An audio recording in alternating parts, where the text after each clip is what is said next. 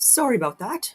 I might actually, I was going to say, good morning, everyone, or hello. It is Friday, the 18th of April, 2025. I didn't have my mic on. I'm sorry for that.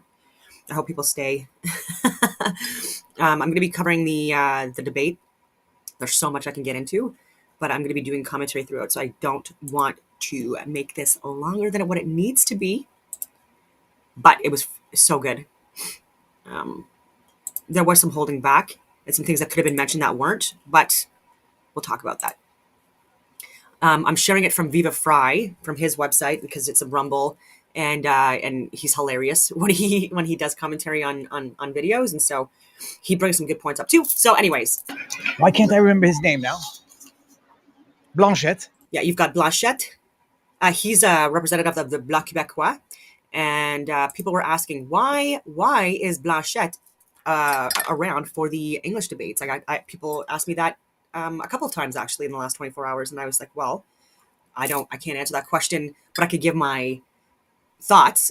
It's that and first of all, he was a pit bull. Like he was my favorite, but I won't spoil it. He was my favorite last night. Oh my God, he was so good. And the only thing that would have made it more interesting is if Maxime Bernier would have been there. This would have been such good TV. And so you've got Blanchette Québécois. He's representing Quebec in the English debate because Quebec is a big province. It does have significant influence. It does have its own culture, its own language, or at least it used to. That was protected, French, and then also Indigenous cultures that have been in Quebec as well, where we've been living freely, openly, and peacefully now for hundreds of years. And that's getting destroyed. And he talks about that. You've got Jagmeet Singh, who's the NDP, the New Democratic Party, wearing his pink turban this time. Like he went from blue to pink. I don't understand this. Why isn't he like wearing his color for his party? I don't know. And is he trying to appeal to women with this, or is he trying to look taller? I don't know. I'm just kidding. You've got Mark Carney, who was selected, a deep state shadow government, Bilderberg elitist, super nationalist representative right there, who has been part of Justin Trudeau's government since the beginning and even before he got elected, and does not have a good track record, despite what CBC wants to tell you. And then you've got Pierre Poilievre. He is the leader of the Conservative Party. And so the two people really that are going to be debating more significantly is going to be the two main parties. In Canada, we have multiple parties. Green Party didn't make it, thank friggin' God, because like that would have just been annoying and it would have taken away from the actual debates. And Green Party should not be taken seriously at this point. The leaders that they've had, it's their fault. They have been unhinged, conspiracy theorists, radicals, and the irony that they condemn media outlets that spew what they call propaganda, but they're like the biggest spreaders of propaganda out of the parties, at least. And no, I'd say the Liberals. Green doesn't have that much influence, so they didn't make it. Maxime Bernier, he was still is like for the PPC, the People's Party of Canada, and elections are taking place, and you're available to vote for them as well. He would have made it interesting, a lot more interesting, I think. And but anyway, to represent Quebec, even on the English platform, it is I think it's still necessary. There could even be, which would be kind of cool, if we can get an Indigenous leader representative to be part of these friggin' debates too, or some kind of a checks and balance, or where they can actually, like the representatives can ask questions also of these party leaders. I would have loved to have seen something like that, but maybe in the future. That looks like Yves Blanchette. They're all taking notes. Why are they taking notes? Lord only knows. Could they not have come in with pieces of paper? I don't know if they're allowed to come in with notes or their own content, because that could be considered possibly cheating. So I know that there's certain things that I've done or had to go to, I'm not allowed any notes. But when I get to the room that I'm in, there's there's pen, pencil, there's paper available, obviously, and then I could start fresh with what I did have with notes from before, but what I can bring in and memorize and remember for the event. Anyway. Viva Fry, if the English debate would be as cringe as the French one, I won't be able to make it, says Spi Hansis. Right. Metaphorical, proverbial, absolutely no. There we go. Yves François Blanchet and Jugmeat. If you're going to talk more, I would actually turn.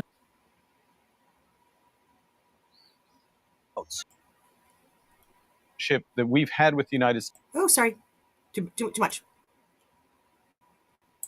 Our moderator for tonight's debate, Blanchet and Jugmeat. If you're going to talk more, I would actually turn their audio down. From tariffs Turn my audio to down. the cost of living. No, theirs. Theirs? Okay. How about if I just turn my audio? My audio's up. So these are what they're going to be discussing. Good evening, everybody. I'm Steve Paikin, your moderator for tonight's debate. Each leader has agreed to the following: no notes, answer the questions, stay on theme, answer the questions. Time. Well, they're How all going to much break that. Each leader speaks will be counted on these clocks, visible to the leaders and to you at home. This is the 2025 Federal Leaders This guy Debate. kind of looks like me if I got sucked through like a wormhole and stretched out a little bit and shaved and had my hair cut. Well, Okay. welcome, leaders. Good to be with you here tonight in Montreal for Who what are I'm you? sure will be a memorable evening. Steve Paikin. Our first theme is tariffs and threats to Canada, and we will No begin shit, with a Charles. round Oh of my questions. gosh. You will each have a minute to answer, and then we'll go to open debate, and the first question goes to Mr. Carney. This is already bad. Okay. What is Okay. the starting point for negotiations, Mr. Carney, with the United States if, as you have stated, our relationship with the U.S. is over as we know it? Well, first, Steve, may I thank you and also thank fellow leaders for their service to Canada. Drink. Count it. People at home for taking the time to watch. I just want to underscore the premise to your question, because I think the relationship that we've had with the United States, relationship over the course of almost the last 4 decades, which has been one of steady and increasing integration, has fundamentally changed because the president is looking to fundamentally restructure the trading system. Here we So go.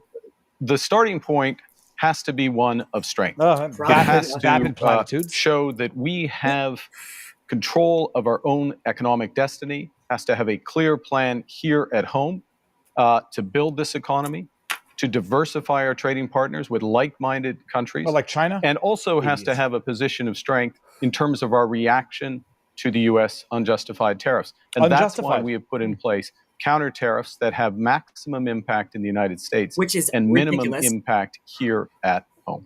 Mr. Polyev, would you do anything differently? Well, first of all, thank you, Steve, and thank you to our fellow I could never do contestants this. here today. faux It's an honor to be politeness. here. Crap. What would I do different? Well, I'll start by what I would do the same. I think we do need to counter the American tariffs with our own. So even from his friggin' mouth again, I don't agree with that. I think what they're doing is completely irresponsible.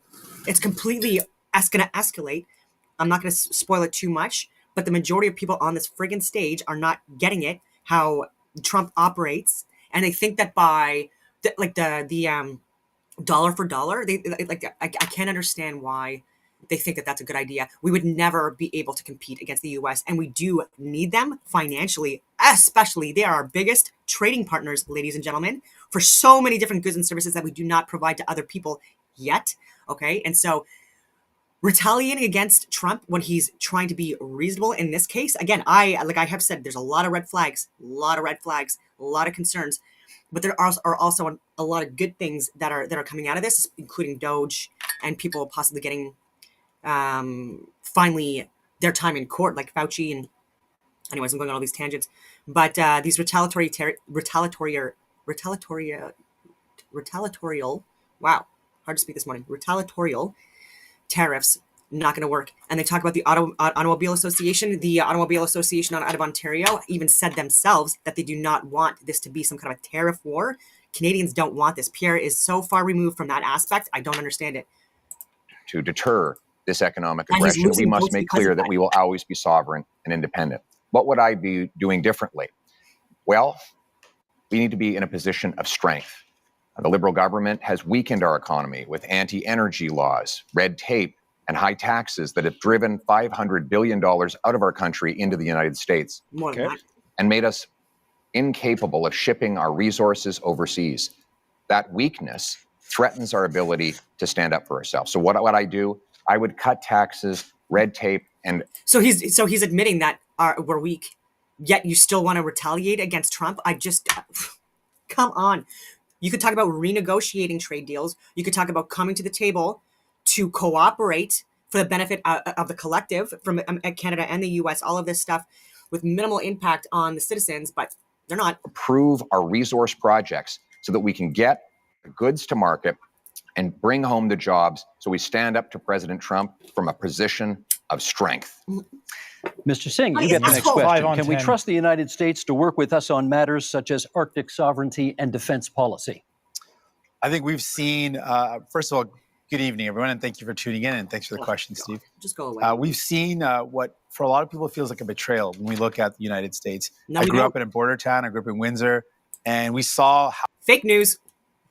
how connected we were as a city and as a community. People lived on one side of the border, worked on the other. People traveled back and forth all the time. We're in the automotive capital of Canada, and we knew how important it was to be able to build cars in Canada, but we saw that those cars went back and forth across the border. Seeing what Donald Trump did to attack Canada in this unprovoked way without any justification really felt like a betrayal. None. And so Canadians now are right to say, well, we don't really trust Donald Trump at this point, and we can't really have a lot of faith in it. Let's go to China. So when it comes to our Arctic sovereignty and our security, we need to make decisions that are in our best interest and no longer be so dependent and so reliant on the U.S. And that's what I would advocate for, making sure we are resilient, independent, and less dependent on the United States. Verbal Mr. diarrhea. Blanchet, for you, what supports would you want to see for industries affected by tariffs, many, of course, of He's gonna which say are in counter Quebec? tariffs on Many of them. electricity. First, be all welcome in Quebec and Montreal. You have me because I try not to speak English in Montreal. However, I think we should never underestimate the threat that Mr. Trump poses on Quebec economy and Canada economy and Mexico economy. But we must acknowledge the fact that the economy of Quebec is built differently. The challenges are not the same. The necessity for Quebec to have at least partly its own voice in the negotiation is important. The difference between Quebec and Canada is very important in terms of economy, but also in terms of identity and language and values and who we are and the way we want to handle immigration. So we have the right to be different. And if this difference is being respected by whoever becomes Prime Minister of Canada, we will be reliable partners in order to achieve the best possible negotiation and protect ourselves and our economies. He's basically partners. predicting. Merci, Monsieur Blanchet. Okay, we now move into open debate. Yeah, we now move and in I'll start from it off, verbal Mr. diarrhea. Carney, with you, and then we go from there. Do you still support dollar-for-dollar tariffs, even if they ultimately threaten Canadian jobs and businesses? No, and in fact, we've already moved off from dollar-for-dollar tariffs. He's we been have to there for 1 month. recognize, and I think Already we all moved off. do, the United States economy is more than 10 times the size of That's the right, Canadian and more economy. diverse. And the principle in terms of our counter tariffs is to have maximum impact in the United States, as I said a moment ago, minimum impact here. So we have to think about the impact on Canadian businesses. I'll give you one example, if I may. In the auto sector, the way we've designed those auto tariffs is that Canadian automakers, if they maintain production here, if they maintain their investments here, when I say Canadian automakers, I mean automakers that have jobs and plants and production in Canada, then they can have lower tariffs on what they ship to the United States. We create a huge incentive for them in order to do that. We also have carved out the Canadian auto parts sector. Last point, I know you're pressed for time, the Canadian auto parts sector, so that it can remain competitive with the United States. We're focused on maximizing Canadian jobs, maximizing the harm in the U.S., so that we get maximizing where we need the to. harm in the U.S. Then Mr. Can Singh. someone clip that?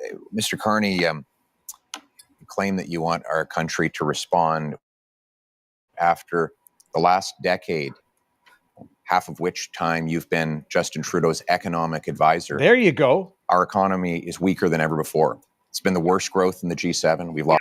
And so how are you going to do a friggin' trade war? How are you going to do a trade war? Lost $500 billion of investment south of the border. You supported blocking pipelines in Canada that gave Donald Trump and the U.S. a near monopoly over our energy. And now you want to keep in place Bill C-69, the liberal no new development law that blocks us from shipping our resources overseas. How could you possibly think it's a good idea to give the Americans a continued monopoly on our energy projects when you have seen how much these liberal policies have weakened our country over the last decade? Let Mr. Carney respond, and then Mr. Singh. Sure. If I may, yes. Oh, and by the way, I'm just going to speak here too, because this is important. Like, it's going to be a long video, sorry. But this is right from square one. This is a friggin' realty insurance company, but this was posted just yesterday, actually. And how do tariffs impact insurance was the title. And so now pretty much everyone is familiar with tariffs. Like every other industry, the insurance sector faces serious impacts from the United States tariffs on Canadian goods. Again, fear-mongering and the resulting trade war, which we shouldn't be involved in. We need to renegotiate a trade anyway. While it may take some time to determine exactly what those impacts look like, they're not likely to be good. It talks about how will tariffs affect insurance? I'm scrolling down here a bit. When the price of everything goes up, the price of insurance has to follow. They're saying, oh, it has to follow.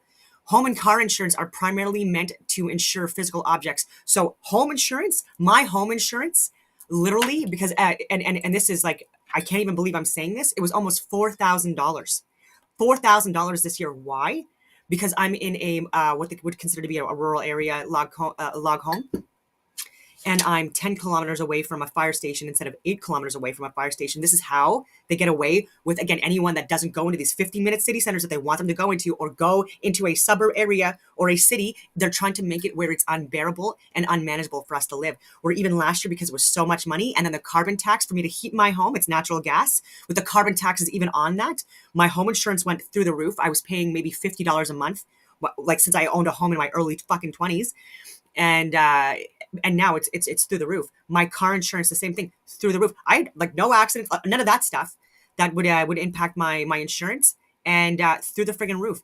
My property tax, like everything has gone up. Like even internet has gone up. Like there are so many different companies that have been exploiting just how fucked up the economy has been managed, and how little accountability there has been in people stealing our money, even from the cabinet level. RCMP officers have even put an open letter out to the public naming people, literally naming people. Chrystia Freeland on that list. Marco Menoncino on that list. I've already shared the others as well. And Bill Blair. I have named these people for literally years, calling out exactly what they have done that are literal crimes, not even just the financial crimes. And again, this is just, again, a way to exploit us. And the insurance companies that are working with the mortgage companies, that are working with the banks, etc., they're all in it together, and they do not care about the fact that they're hollowing out the middle class. They're completely decimating rural areas. And I will reiterate, we need to have a certain percentage of people living in suburbs, in cities or urban areas, and in rural areas. And we have more and more people every single year. The average, it keeps on going down for people living in rural areas. And I wonder fucking why. Carney, and he keeps on saying that he just got in, and Trump is the biggest threat to Canada. Trump just got in too, you dumb fuck. Mark Carney, again, everyone thinks he's so goddamn smart. Oh, I have these degrees. That he cheated, and he plagiarized, and you listen to him talk. Again, this guy does not know what he's talking about. He's completely so far removed from reality. He is a radical. His leftist ideologies have been pushed into every fucking aspect and layer of Canadian culture, politics, literally everything. And so anyone that votes for Carney at this point and thinks that he's a change in the Liberal Party, you are literally, and I mean this respectfully, out of your goddamn mind. Out of your goddamn mind. I don't even, like, whoever you vote for, I don't care. Jagmeet, Blanchette, Maxime Bernier, Pierre Poilievre, these are all superior, better option than this dumb person. So let's go to my record. My record is a month long as Prime Minister. Bullshit. And this goes to the heart of coming to the Americans with strength, but doing the right thing for Canada. Within the first week as Prime Minister, a month. No, it's not I a month. sat down it's with 5 all years, the you liar. premiers of the provinces and territories, as well as the leaders of the Indigenous peoples. Got an agreement with all the provinces and territories, doesn't happen very often, got an agreement for them to have one Canadian economy instead of 13, first point. Secondly, to commit the federal government to do its part by Canada Day, so free trade in Canada by Canada Day. Thirdly, the federal government to commit with respect to project review. The question was about Sorry, pipelines. I'm getting to it. Thirdly, one project, one review, and relying That's on not possible provincial. under Yes, it is C69. possible under. It is possible on our system. No, it is not. the It's impact banned assessment. under C69. It is agreed on under the impact assessment framework, and we have a cooperation agreement with British Columbia already. We're looking forward to them with the other provinces. We will move forward. No, I've got to let jump in okay, on this. Mr. Singh's turn, please. Of course, we agree around having a strategic response to the United States. What I'm concerned about is what we're doing here in Canada. We are already seeing threats to our country, in that just the threats alone of the tariffs have meant Canadians have lost their jobs. The threats of the tariffs that are in place right now, the impact of those tariffs is that we've lost jobs in steel, aluminum, and the auto sector. People are already losing their jobs. And while Mr. Carney, you had time, as you mentioned, not very long time, but as Prime Minister, 5 you years. showed us your priorities. The first thing you did Went to is Europe. you had traveled, you made a tax cut for millionaires, which was reversing on the capital gains. So you gave a tax cut to millionaires. But you didn't have time to increase the amount that workers get on EI. Right now, workers who are struggling and wondering, what am I going to do if I lose my job? Workers who've lost their job are saying, how do I pay my bills when EI only covers half of a worker's salary? Maybe 40 years ago that would have worked, but right now most workers are spending their entire salary just to pay the bills, to pay their mortgage and their rent. EI, to be clear, these are social services in Canada. It's in employment insurance, whatever you want to call it. Like when they lose their job, they can prove that they've worked for a certain amount of time, etc. Again, I will reiterate: this is taxpayer money, and to put food on the table. So EI is not good enough, and it shows Canadians that you didn't make it a priority EI, to protect those that are impacted by these tariffs. Insurance. Yeah. He doesn't know what he's threat because their jobs are lost. We have not heard from Monsieur Blanchet yet in this segment, I've got so nothing please. to add. Yeah, Mr. Carney, you are becoming a real Canadian leader, saying one thing in French and another one in English. Booyah! You said in British Columbia in February that you would force oil and gas through pipelines through Quebec, either we wanted it or not. You would use emergency powers in order to do so. And 2 days later in Montreal, you said that you would never do that without the approval of Quebec. What's the point of using emergency powers if you do have the agreement of Quebec? However, I do agree with you. It's important to be very strong in front of Mr. Trump. However, I would keep the dollar for dollar policy. Don't be weak in front. See, I don't agree with him on that either. Of Mr. Trump. And I mean, because it's not showing that you're strong by the retaliation that you're taking. It's not sustainable. It's completely ridiculous. And we need the U.S. not only economically, but also regarding our threats to Canada. First of all, it's how we're managing immigration at the borders and for people coming in and people that are exploiting it. And I'll get into that as well. And what they're in the response to what's going on with the trade wars. These are the threats to Canada. They have no idea, honestly, what they're talking about when it comes to actual threats to Canada. Regardless if they have top secret clearance or not, I still have my top secret clearance. And when it comes up to being expired in like friggin' 3 or 4 years now, because you have to renew every 10 years, then I'll get it again. Again, anything that I've shared though, just to be clear, on any of my videos, thousands, has not pertained at all to anything that has to do with my top secret security clearance. So them trying to justify that and saying, oh, that's why we have so much more information than you, it's completely bullshit. Those counter tariffs have to be targeted.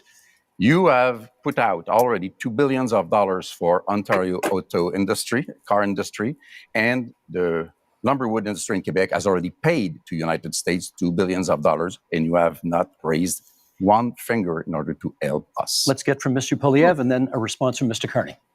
Well, Mr. Carney refused to answer the question about pipelines. Just the other day, he said that he doesn't necessarily think we need to build pipelines.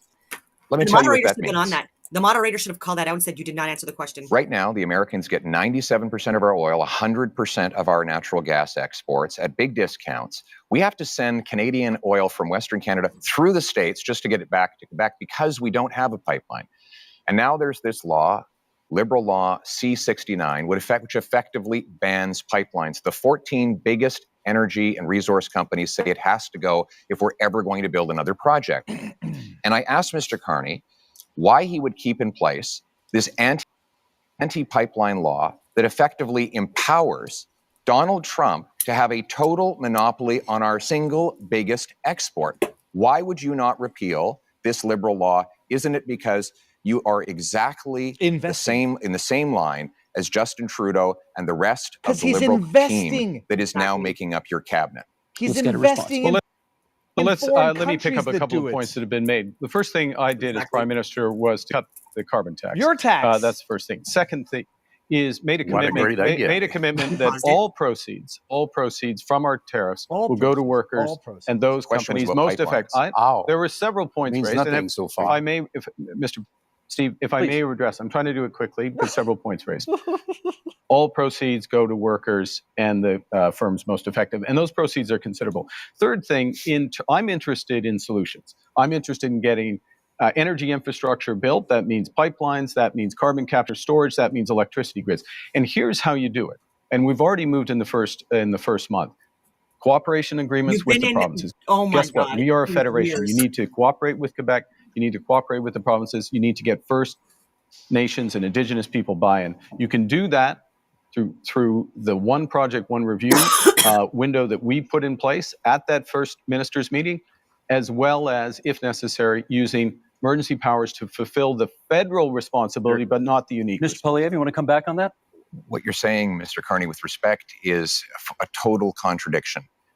The No New Development Law, C-69, guarantees there will not be one-stop shop because it requires the Government of Canada to actually duplicate. So what Mr. Poilievre is saying is that have no rules, have no regulation, have one have no Shut up, control Jagmeet. over any energy Mr. Singh, development. we just got to let him Stupid mouth. Nobody wants to hear from you. Let's just let him finish his sentence. Mark, That is not true. Okay, In Miles. fact, Mr. Singh, the reality is we should have strong rules enforced once. We shouldn't have multiple It's the first levels time of I heard you care about referral the environment. that it takes now 17 years to Let you get speak a when major spoken to. project approved in this country. That is why in the last 10 years we've had the worst economic growth in the entire Liberals bought a G7. pipeline and We built a cannot pipeline. afford They're a pretty fourth pro-pipeline. Liberal term. We need a change, and the Conservative plan for a change will include repealing the anti-pipeline law so we can get our energy to markets other than the United Mr. States. Singh, then Mr. Well, Carney. while these two compete about who's more pro-pipeline, I think what we need to do is, I mean, it's clear. The Liberals bought a pipeline. They built a pipeline. I don't know what Pierre is complaining about.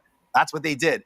I think what we need to do, if we're talking about energy in our country, we need to build an east-west grid. Let's use our power as a nation to build a national project that creates good jobs, that strengthens us for the future, where we connect the low-cost energy from jurisdictions and provinces across this beautiful land and have low-cost energy for businesses, for people, so we can build a stronger economy. That's the energy of the future that we need. Mr. Carney. 3 quick points.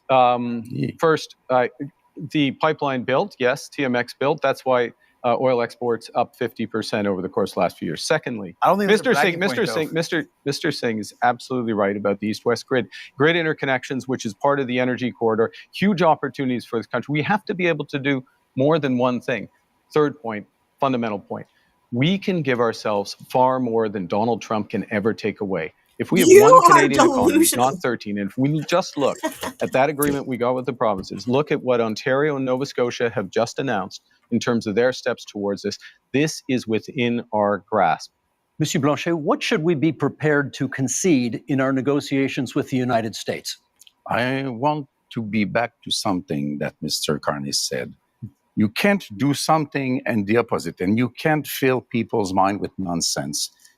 Quebec has, by law, its own environmental review institution, and you cannot, through a federal decision, even through a Quebec government decision, go over the BAP, as we call it. If the BAP says no, Just say, it's no. I know.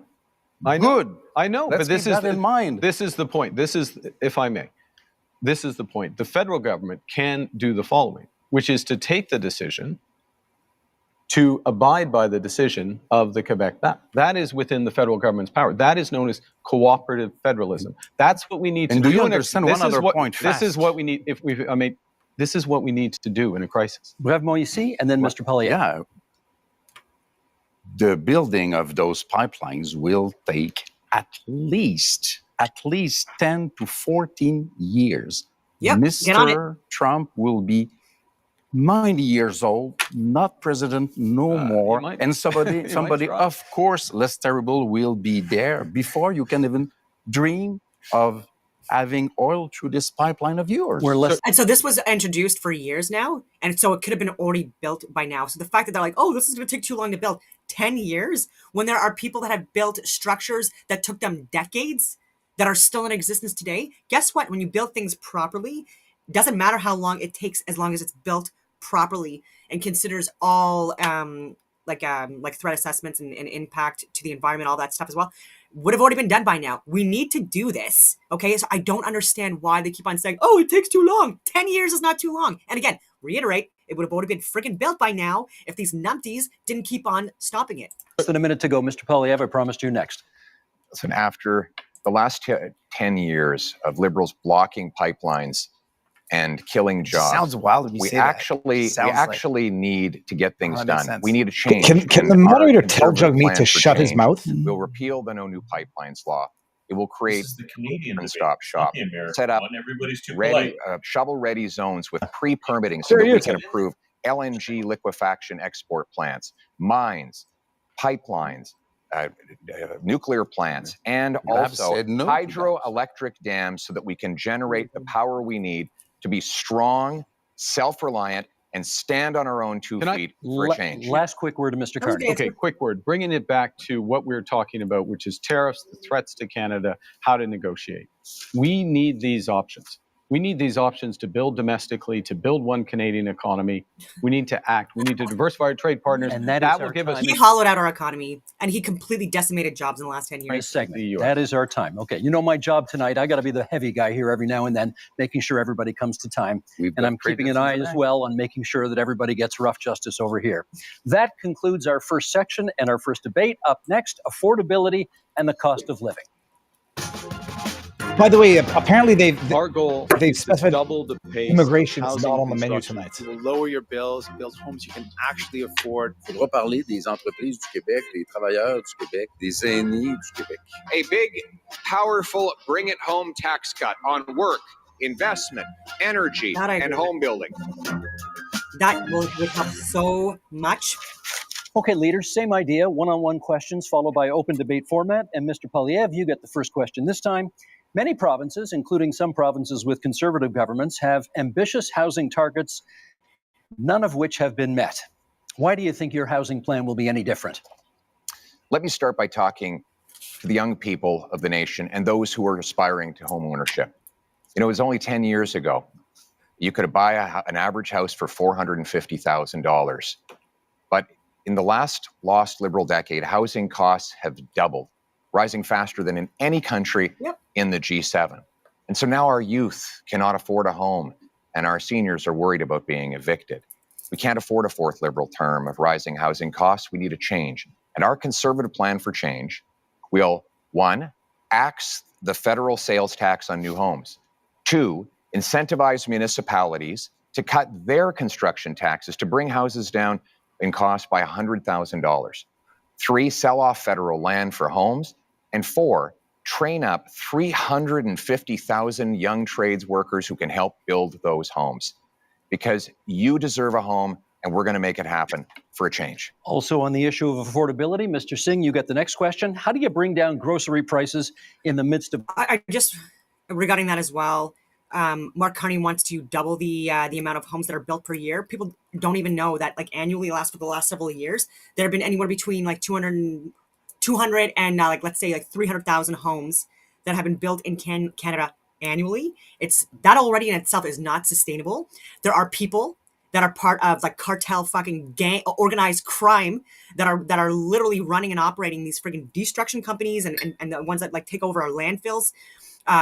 Take over protected lands for landfills and stuff like that, taking over national parks, taking over wildlife preservation areas, taking over heritage sites, including one that was backed off right behind my home that impacted thousands of people in the community, had no business touching it, and there was no reason for it. Overdevelopment, increase in electrical usage that also creates pollution and the smog and all that stuff. And then shredding the trees in conjunction with the overdevelopment. Again, this is not sustainable. And we are already at approximately 40 million people allegedly. And again, there has been a mass surge of people coming into Canada that we are also paying for. So he's talking about doubling the costs of, doubling the amount of homes being built during this time as well. It's not sustainable because everything that goes into even building a house and transporting the materials to homes for development. This is also like, they're also being impacted by these taxes, including the carbon scam tax and other taxes. And so the houses are going to be even more expensive. There are roughly 16.5 million homes in Canada right now.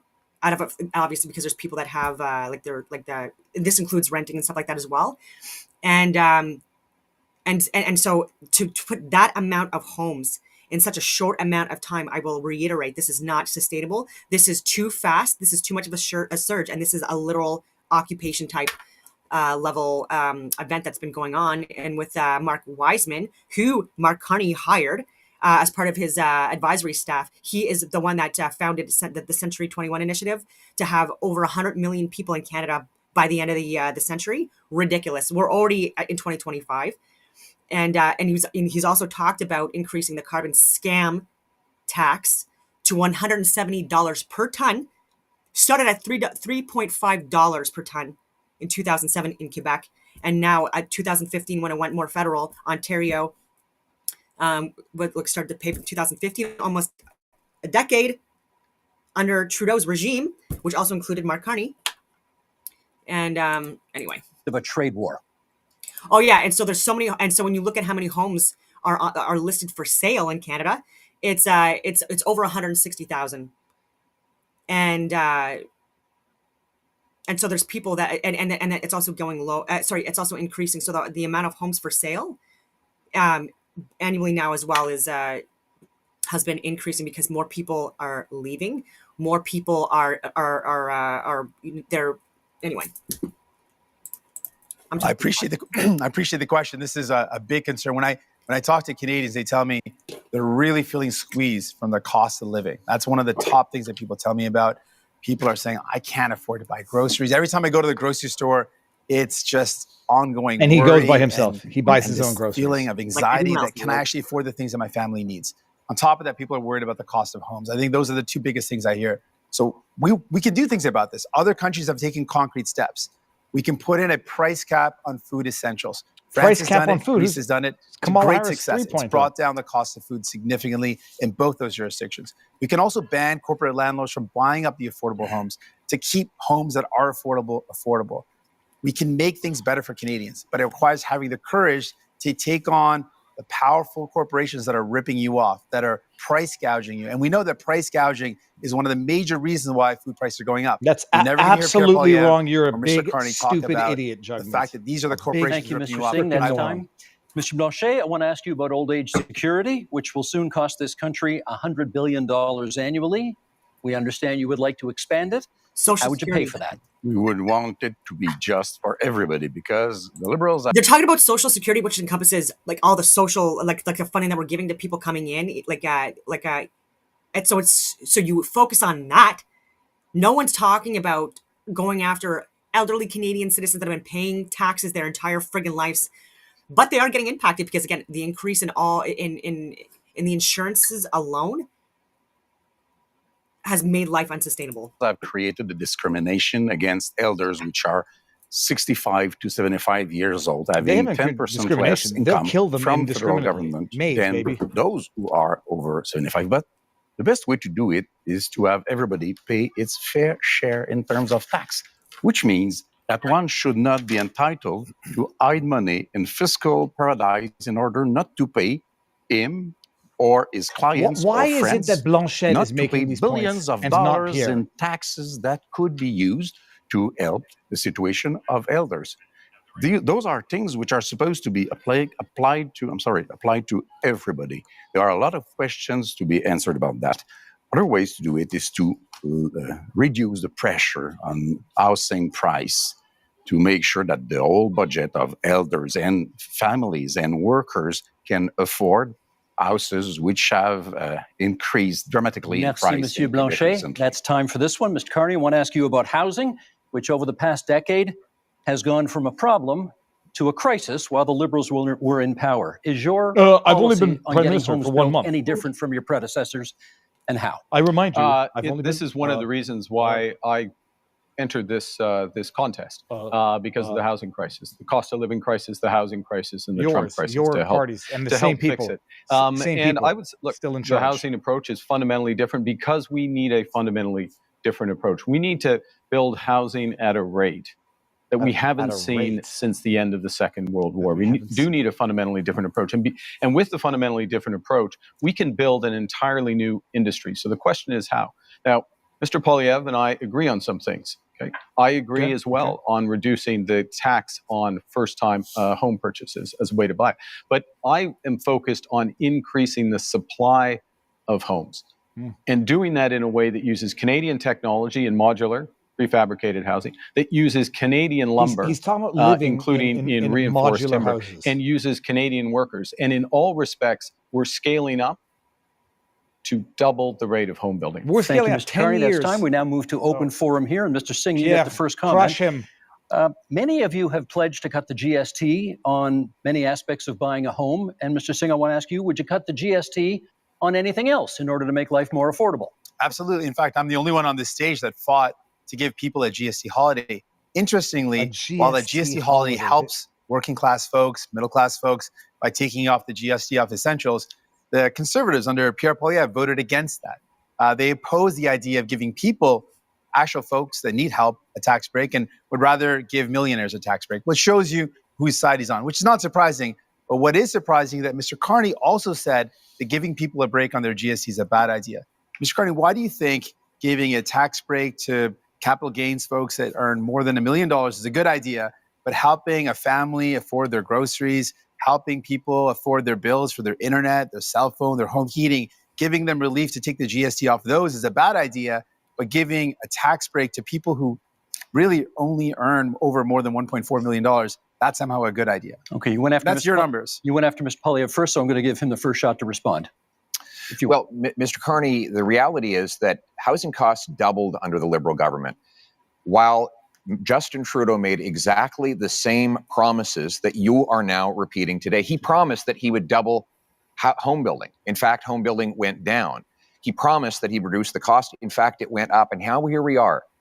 Mark Carney is asking for a fourth Liberal term, repeating the exact same Liberal promises that priced you out of a house. Just a few weeks ago, before the election, the Liberals voted against taking the GST off new homes, and they have continued to build up bureaucracies that block construction. We need a change so that you can afford a home, and our change will be, again, to axe the sales tax on new homes, incentivize municipalities to speed up permits, free up land, and cut development costs. Train up 350,000 young people who can be in the trades to build those homes and sell off the land that is going to be needed in order to build homes. That is a real plan for you to own a home and afford your life for a change. Mr. Carney, they're coming at you from both sides. What do you say?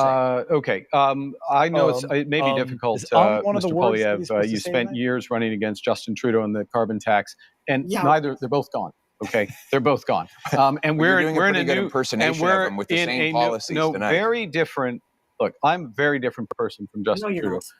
Focus is on results. Were you his economic and so how advisor? to drive There results in Ask the it again, housing Pierre. I don't market. think he heard you. You've got to change the model of building. You've got to increase the financing for housing developers, $25 billion on the table for those housing developers, $10 billion for deeply affordable homes, cutting development charges in half, lowering the cost of the building of those homes by 20%, and lowering the emissions and the run costs of those homes by another 20%. This is how you drive affordability. This is how you bring young people back into the housing market. Exactly what Trudeau and then Mr. promised. Singh. You claim to be very different from Mr. Trudeau. Now, the point is to show that you are any better than Mr. Trudeau. You claim to have a lot of experience in many things, and you know things. Last time we had somebody saying that they knew things, it was the senators, and they killed the law that protected supply management because they knew better than us and were elected by nobody, exactly like you are today. You say that you are a great crisis manager. Which one? I heard of nothing. As far as I know, Brexit happened, even if you were against it. You say you are a great negotiator. What have you negotiated but fiscal paradises in Bermudas or Cayman Islands?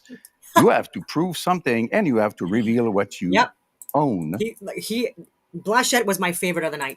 in those companies if you want people to believe you. Mr. Singh, you wanted it. Yes, returning to the topic of housing. Now, it's very important. Obviously, we need to build homes that people can afford. Mr. Poilievre had the opportunity to show us what he could do.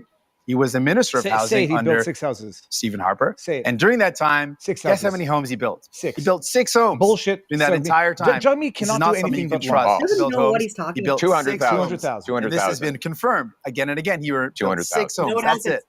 Now, the problem, though, with Mr. Carney as well, he's laid out a plan. The problem is that when he was the chair of Brookfield Investments, this is a company that made a strategic decision to buy up affordable homes in cities like Toronto where people were paying a decent rent. And they purposely bought those homes, kicked out the tenants, and jacked up the rents. That is not someone you can And they want to do more of that. trust, sadly, to deal with the housing crisis when Mr. Carney, you profited off of it. We're going to get responses here. Mr. Polyev first, Mr. Carney So second. the building that Carney wants to do, Conjob Carney, like he's deeply invested in real estate and the surrounding organizations and agencies that work around real estate. Our biggest economic, whatever you want to call it,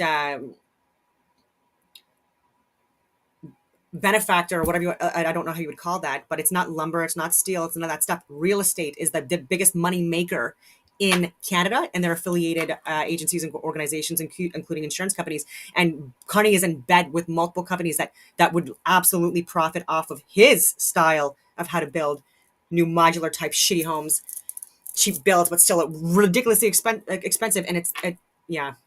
Anyway. Second. First of all, Mr. Singh, gonna hold this up to remind you. the Toronto 6 right Star, the Toronto Star debunked your No, falsehoods. it was 6 on that. homes, and And I that's the appreciate fact. neither Liberals or NDP are very good with math, but in that You're year, the clearly year you're- I you was can the count up to minister, if I 6, which could, is great. the year Let's let I Mr. was Singh, let's let him answer. in the year It's I not was high enough, though. the year I was minister, we had Spoiler alert, Jagmeet, throughout this, he actually further embarrasses himself. And he keeps on interrupting, especially Pierre. And yeah, and so he really embarrassed himself. So like I definitely think that he lost a lot of voters last night because so many people lost a lot of respect and just saw him for who he really was. He was interrupting Pierre so much and so many other people, and it didn't get counted on his time. And 200,000 homes built, and guess what the average price of a home was at the time? $450,000. Guess what happened And at the end of the conservative reign? one bedrooms It rented doubled. out for $900, and that since that time, housing costs have actually doubled under the Liberals. They doubled and under now the we have Conservatives, too. now we have Mr. Carney making tens of billions of dollars of spending promises that They will doubled under ultimately you as well. continue to build bureaucracy. We don't need more bureaucracy in Ottawa. We tried that for 10 Liberal years, Mr. Carney. What we need he should have said 10 Liberal NDP years because Jagmeet Singh, sellout Singh, he cared more about his pension. He voted in alliance with Liberals for every friggin' bill policy measure that was of significance to Canadians, including the carbon scam tax, even a few months ago. So this guy is shady as fuck. And he also is involved in Trudeau's regime collapse. is to build homes in communities. Certainly and don't that need means conservatives. axing taxes on home building and getting the government You out of think the so? way No. so that builders can actually build. I think, Mr. Mr. Carney, Carney, can I pick you up- are on housing. We Censorship need to is- change, and you, sir, are not a change. Mark Uh, Carney. I'm going to pick up on. I thought that answer was quite revealing. The first thing is that It was. it's an attitude towards housing that absolutely ignores affordable housing, deeply affordable housing, issues with vulnerable people, ignores the rental market. Ignores immigration. I'm talking about with foreign temporary workers and people here on student visas as well. This has gone through the roof. I will reiterate, especially in the last 5 years. And you need to look at the stats, guys and girls. So it's not even just people here immigrating and seeking asylum and refugee status that are exploiting. Again, I'm not saying all, and I'm not saying put a moratorium on immigration either. There are absolutely people that need to like a safe place to live, but because of the bureaucracy and how many people within the fucking regime now, this deep state shadow government and the lobbyists and the shareholders, like all these people that are beholden, it's market, ignores all other aspects of it. So the 6 are the relevant. Mr. Singh is absolutely right. The 6 are the relevant. 200,000. The 200,000 I don't, and so it was 200,000 approximately homes, not 6. are a different part of the housing market. There are many Canadians. There are many Canadians at different income levels. The second thing it reveals is a misunderstanding, I'll be polite, of how the Well, that's government's not polite. balance sheet can catalyze enormous private investment. And that is what we need to do to solve the housing crisis. It happens No, to we be don't. The housing crisis, all of this stuff that he's talking about could be managed overnight. Overnight. what we need to do as a whole to address the economic crisis that's been forced on us by President Trump. Mr. Blanchet? By President Trump, not by President You Trump. have spoken much Just more got than it. I have, so I won't ask a question. I will make a statement instead. I'm not saying that you cannot do what you pretend that you are able to do. We just have no proof so far. I'm saying quite clearly that you cannot be entitled to do it alone. You cannot be entitled to hold all the power in your two hands. You cannot go out there and fix things for Canada and Quebec without being seriously checked by serious people. Yep. You cannot go out there and speak for Quebec without Quebec having its own strong voice to protect itself and to promote its different economy. So if you want to collaborate, let's say right now that whatever happens, even if minority government happens, you will be a partner with the different Quebec economy and identity, which you have been not interested in for the economic part and not respectful for the identity part. Let me get Mr. Singh in at this thank you. point. Can you tell us what's the first thing you would do to make life more affordable for Canadians? Yeah, there's a lot of things that we can do, and Medical I've laid out assistance some of in those dying things. I think people. fundamentally, I'm the only person on stage that not only fought for real relief for people in terms of affordability, I'm the only one that fought for pharmacare that actually makes life more affordable by giving people medication coverage, dental care that gives people more affordability by letting them access their services if you're a senior and a kid. I fought for childcare to make sure people could afford childcare. All measures that Mr. Poilievre voted against, all measures that Mr. Blanchet voted against. So if you want someone that's going to fight for you in Ottawa to actually make life more affordable, you can't entrust all the power to Mr. Carney. He doesn't have a track record of making life more affordable for people, but we do. So vote for a New Democrat, and we'll continue this work Nobody's to make voting life New more affordable Democrats. for you. While the Conservatives and the Bloc have voted against those measures to make life affordable, because that's not who they care about. New Democrats are in it for you. Pierre Poilievre. The number one expense for families today is taxes, more than they spend on food, clothing, and shelter combined.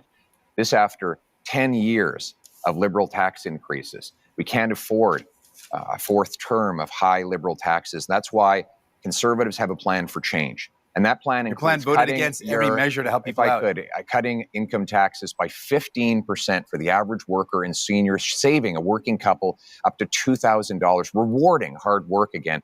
Because How much hard do you think work childcare is costs? actually being Dental care punished. costs. Is actually being punished because of the very high taxes. Now, the Liberals promised 10 years ago they would lower them. They actually raised taxes on 9 out of 10 Canadians. We need a change in this country because your hard work should once again pay off with a powerful paycheck that buys you an affordable food, affordable home So you want to save on people a safe street, $2,000. and that's what we will deliver. You want to save people $2,000, but cut their dental care, That's which false. is thousands of dollars. False. Cut their child care, which is thousands of dollars. Cut pharmacare coverage, which is thousands of dollars. False. That's not a very good math deal right there. You're going to save people $2,000, but cost them tens of thousands of dollars. That's why you cannot afford Conservatives, and you certainly can't trust the Liberals Mark on their Carney, own. It's so funny. You need New Democrats. Carbon tax, Jagmeet Singh, like voting for that and the censorship bills, all that stuff, and he's literally trying to slam Pierre regarding the funding. Are you mad? Mark Trust Carney. the Liberals. I'm going to reinforce that point, and then I'll respond to Mr. Blanchet. Childcare in this country, 3,000 to Once these became more government regulated, it got more expensive for us too. You need to privatize. I would say like the medical organization or industry a little bit more in Canada, because you can having more government regulation has cost us a lot more money.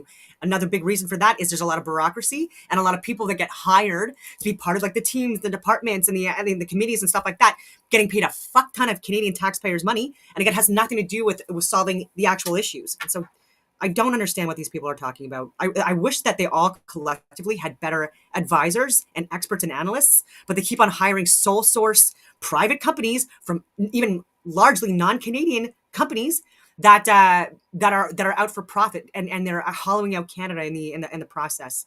$10,000 a year for a family, depending on where you live. Province, Okay, jurisdiction. Depending on where you live, that's what's being saved there. $800 per trip to the dentist.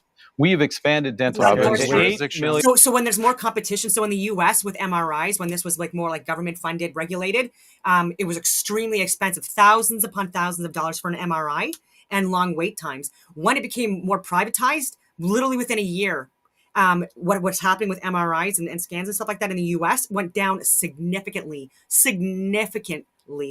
and so it actually made it more manageable for Americans.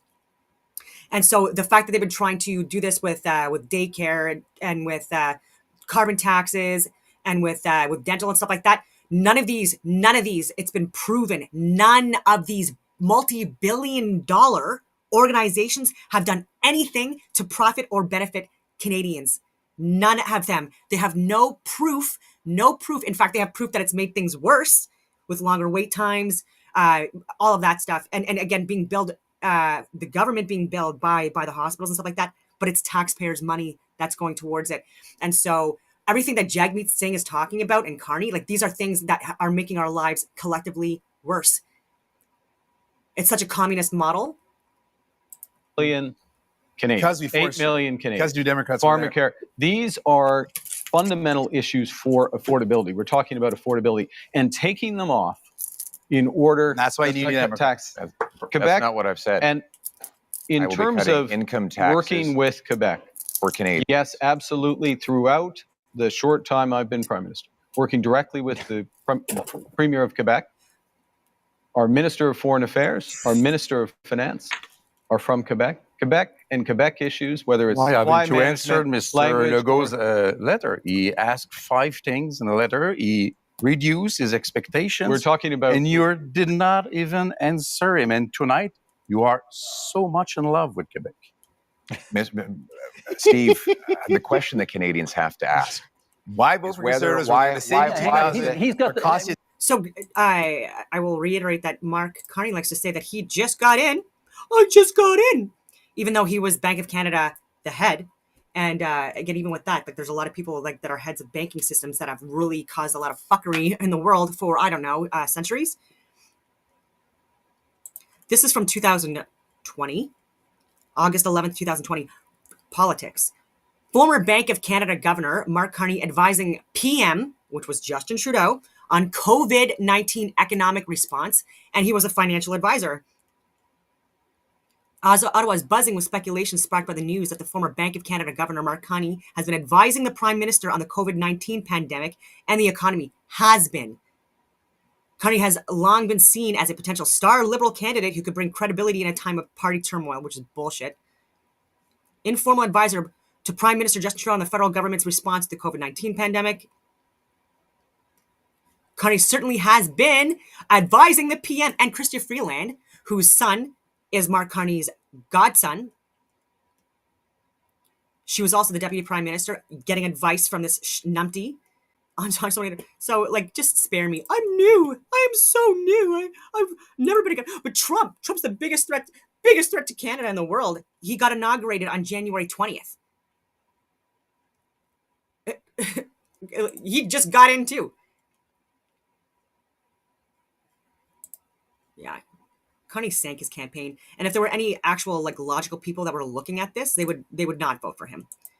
But again, he's a deep state select, a Bilderberg deep shadow government friggin' elect, and he has contracts and business dealings with Trump. And I've talked about Brookfield and how they bailed out his son-in-law's real estate investments in New York at 666, whatever you want to call it, street. And business dealings with Elon Musk, with his companies as well. Like, and so I don't understand why he's trying to slam these people or say that he's like he's retaliating against them and they're the biggest threat when he has so many financial dealings with Elon Musk and Donald Trump. And everyone's trying to say that Pierre is like MAGA, and he's a Trump. Like, no, what are you guys talking about? Mr. Singh, sorry, he has the floor. Jagmeet really has to The shut question his you mouth. have to ask is, after a decade of Liberal promises, can you afford food? Is your housing more affordable than it used to be? Nope. What is your cost of living like compared to what it was a decade ago? And are you prepared to elect the same Liberal MPs, the Even same 5 years Liberal ago. ministers, the same Liberal staffers all over again for a 4th term? Mr. Carney, Justin Trudeau's staffers are actually here with you at this debate in Montreal, writing the talking points that you are regurgitating into the microphone. How can we possibly believe that That's you are painful. any Oh, well, that's different painful. than the previous Someone 10 might years want of to Liberal prove About that. 5 seconds left in this segment for you to Nice. respond to that. I do my own talking points. Thank you very much.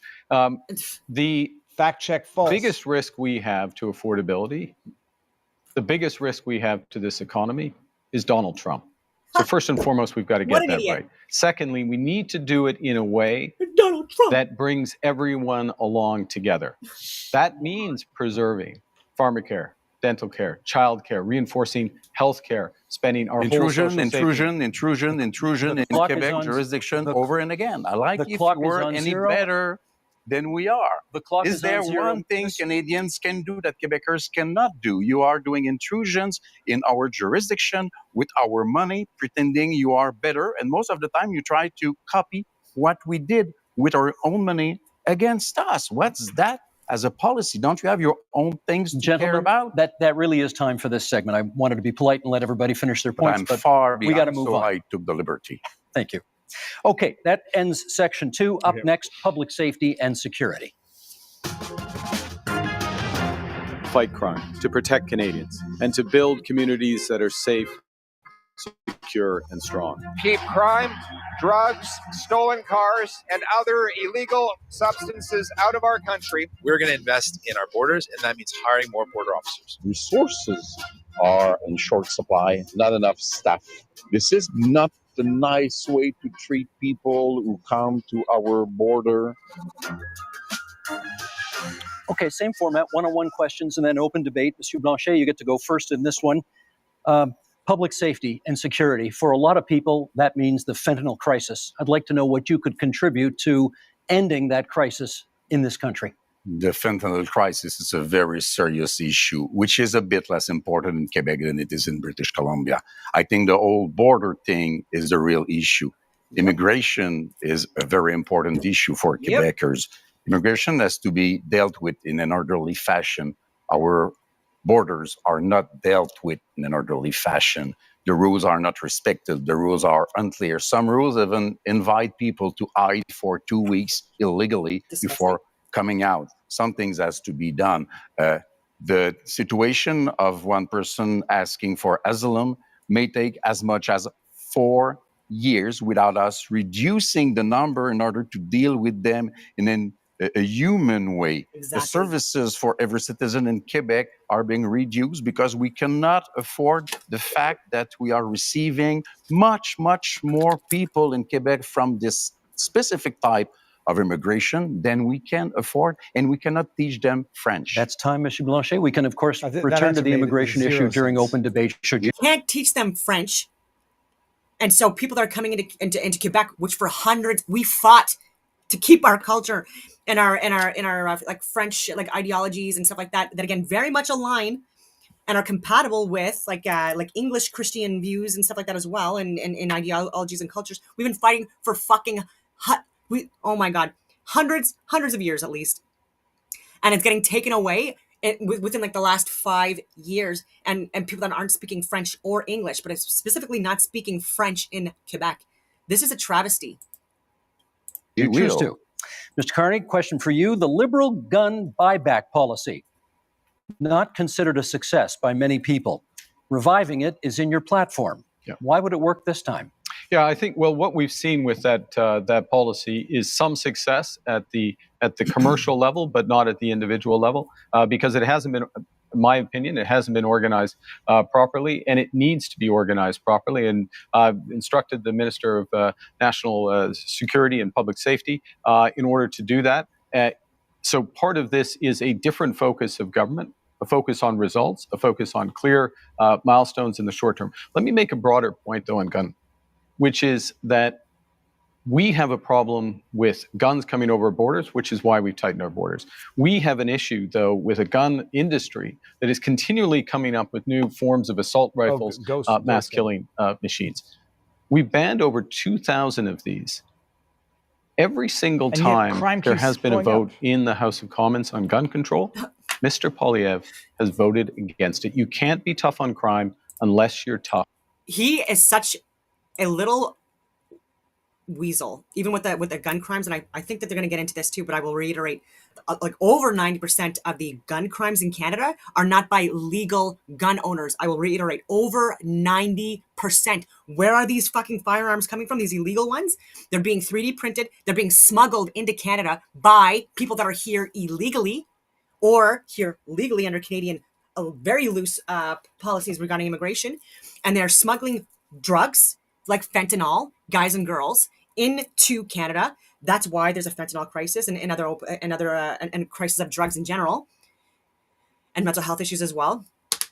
Smuggling humans, human trafficking also via what we're calling immigration, but through the borders, like coming in from like ports, flown in and stuff like that, being exploited. Vulnerable people also being exploited for human trafficking. So you've got the drug smuggling, you've got the human trafficking piece, you've got the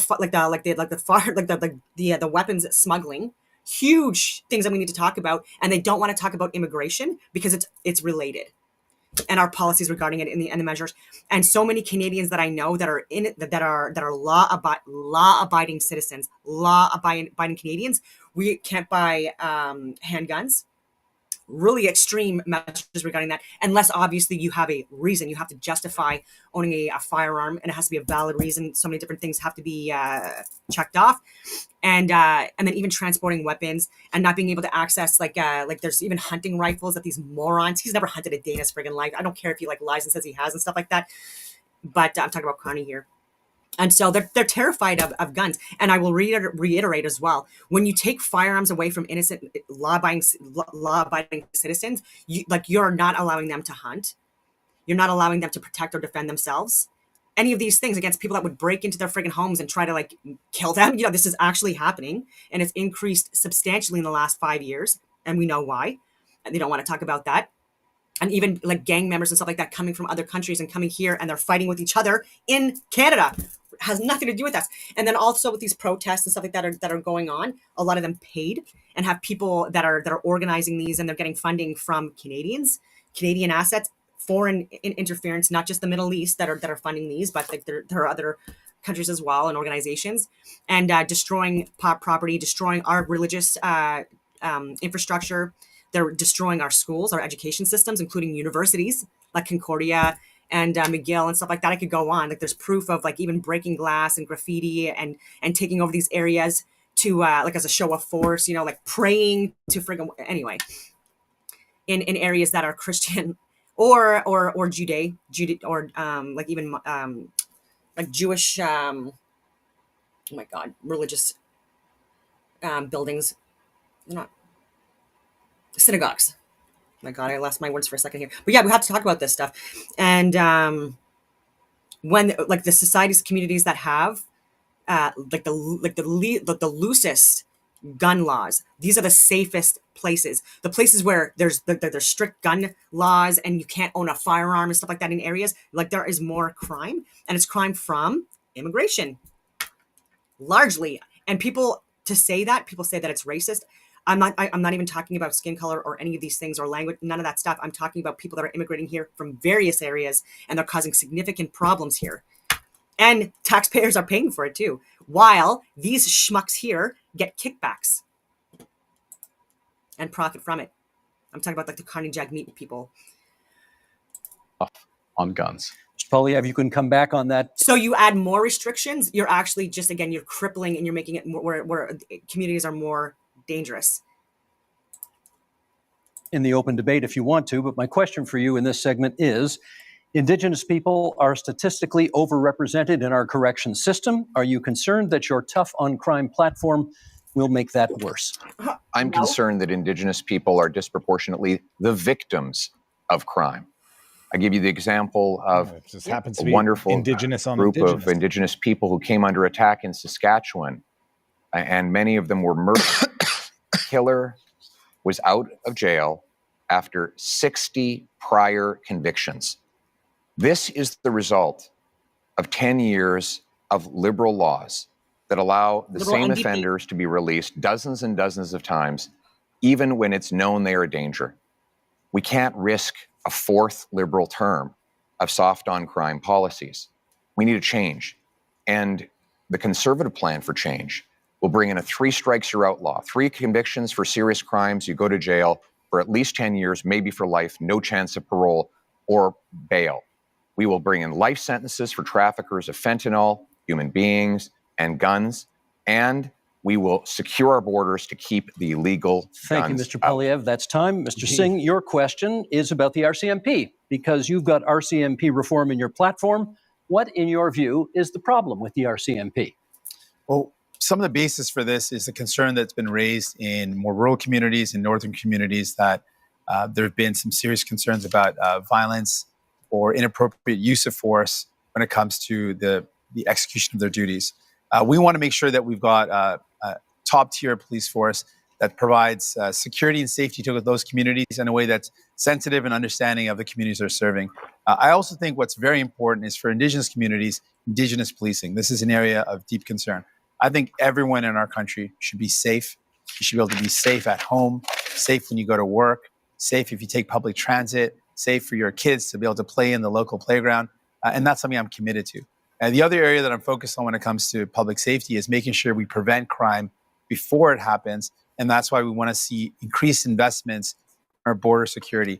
We saw under the Conservatives, they cut 1,100 border officers in one day.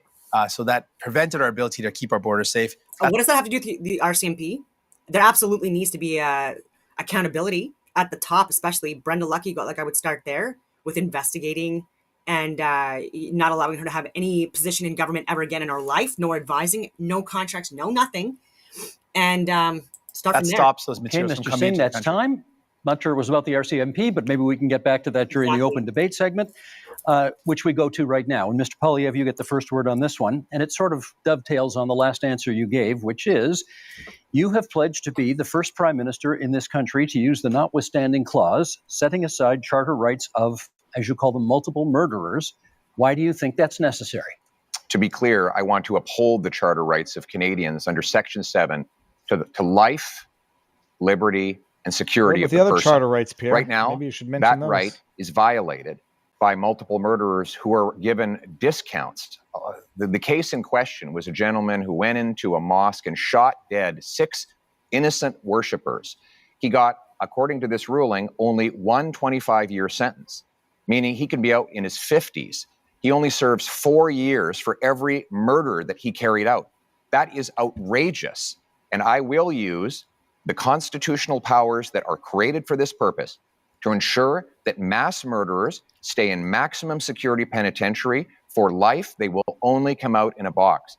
We will also pass tough new laws that prevent repeat offenders from getting out. If you commit 3 offenses under the 3 strikes law I propose, you will not be allowed out of jail until you prove that you are drug-free, that you are behaved perfectly, and that you've learned an employable skill, and you've served a 10-year sentence. We cannot allow liberal crime and chaos to go on terrorizing our communities. What we need is a real plan for change so that we can bring back the safety and the security that Canadians used to take for granted. Let me get Mr. Carney to respond to that. Do you think that's an appropriate use of the notwithstanding clause of the Charter? I think that the one of the core responsibilities of the federal government, Prime Minister, is to defend the fundamental rights and liberties of Canadians. And those fundamental rights and liberties of Canadians are outlined in our Charter of Rights and Freedoms, which is 43 years old literally today. I think it's a very dangerous slope to override judgments of the Supreme Court of Canada. That's In what fact, the Charter of the Rights and notwithstanding Freedoms clause is for. exists to protect Canadians from people like us on the stage, politicians who may use their power to override fundamental rights. And the issue in using by the federal government, I'll stop here, please, is not where you start. It's where you stop. Where will you stop? Mr. Poilievre, I should get Mr. Poilievre on that. Is it a slippery I'm quite slope if you interested use it in this too, case? I must say, I would be quite interested too, because Mr. Carney said that he didn't want us to use the notwithstanding clause before adopting a law. And yesterday he said that he felt that it was wrong to use the notwithstanding clause after a law is adopted. So if we cannot use it before and we cannot use it after, it means that Mr. Carney believes that we should never use it, but it is very important. And the Ford case made it clear. The Constitution says how it should be used, but never how or what we will do with it, because it's the prerogative of the provinces.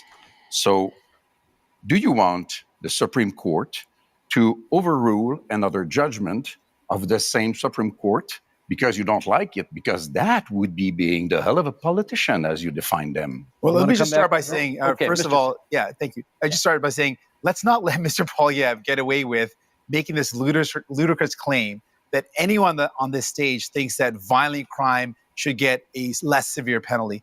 Obviously, that is not a special position Did that he's he taking. say that? Everyone agrees that horrible crimes should have horrible sentences. Judges are equipped to do that. So don't let Mr. Poilievre's rhetoric confuse people. Obviously, everyone agrees that if someone does something horrible, they should pay a horrible price for it. There should be appropriate sentence that's put in place by a judge. But what I'm concerned about is all of what Mr. Poilievre is talking about is after the fact. Now, there's heinous things that happen, and there needs to be severe penalties put in place. But we also need to keep communities safe. And that's what my focus is. Well, how do we stop crime before it happens? Much of the violent crime that's committed is committed by illegal handguns and firearms that come across the border. Now, Mr. Poilievre has admitted that as well, that it is illegal handguns and illegal weapons that are used in violent crime. So our plan is, let's stop those illegal weapons getting into our country in the first place. And the way we do that is by having stronger border security officers and having more people on the border. Mr. Pierre Poilievre, when he was in power in the Conservatives, they cut the number of border officers. Okay. They reduced the number, Let's get weakening our borders. keeping an eye on We time can't here. trust them Let's to get do back these to type of Mr. things. Poilievre on the issue of whether, in using the notwithstanding clause under these circumstances, would be a kind of a slippery slope and encourage politicians to use it more. No, we will use it to protect the charter rights of law-abiding Canadians. I'm interested in the rights of victims. Mr. Carney seems to be very interested in the rights of criminals.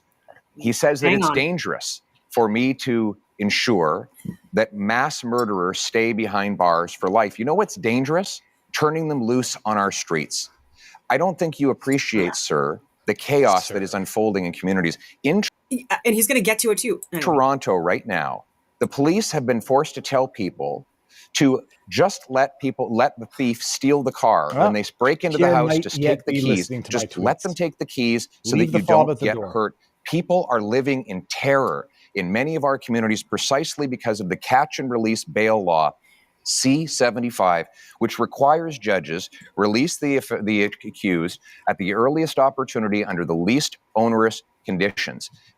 Every single member of your Liberal caucus and your Liberal cabinet voted in favor of this bill, and they are all determined to keep it in place. Except for when it comes to the two-tiered justice system, like these pricks that have been going against Tamara Lich, Chris Babar, Jeremy McKenzie, Pat King, the Coots brother, like so many different people, Helen Bruce. I could go on.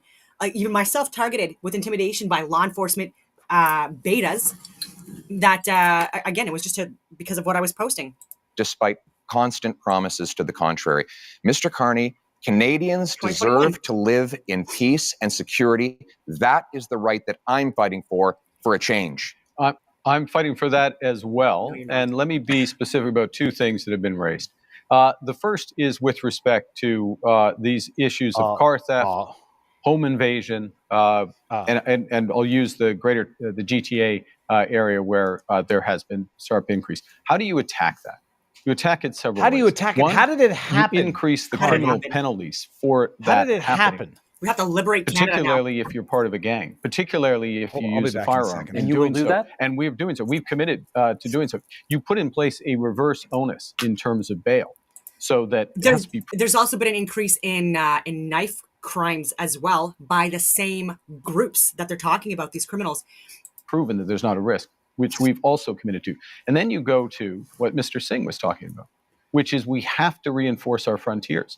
That's why we're committing to an extra 1,000 Canada Border Service agents, an extra 1,000 RC. And they're saying all of this, and I know I'm cutting them off. Like, if you want to watch the debate fresh, then do it. Anyway. CMPs. That's why, as part of the broader fentanyl initiative, where we've added to the RCMP there, we've added That's what I was going to get to. The numbers for anyone even applying for these jobs has gone down significantly. The Canadian Armed Forces, they were upwards, like Reg Force members, they were up to over 70,000 a few years ago, and now it's under 51,000.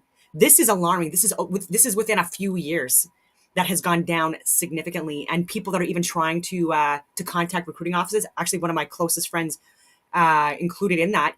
She emailed a recruiting office even just for the reserves over 2 weeks ago, and the recruiting person's like on leave or something like that. So they're not even pushing for this stuff. Like even people that are in recruiting in so many different government organizations, including the Canadian Armed Forces, and it's because of the woke DEI bullshit as well. And people that are immigrating here largely are not. And I'm not saying these are just stats. They're not enrolling or applying for various different reasons, but to be part of our fire, law enforcement, like legally, like even as lawyers and doctors, none of that stuff. They're not joining the Canadian Armed Forces, like none of these things. They're not joining like the first responder type government organizations that are needed to defend us at home and internationally. And so we have been completely crippled on so many different fronts, and we need to address that. Drones. We're adding helicopters, we're adding surveillance, and we're going to the other end of the chain with respect to car theft, which is tightening security at the ports.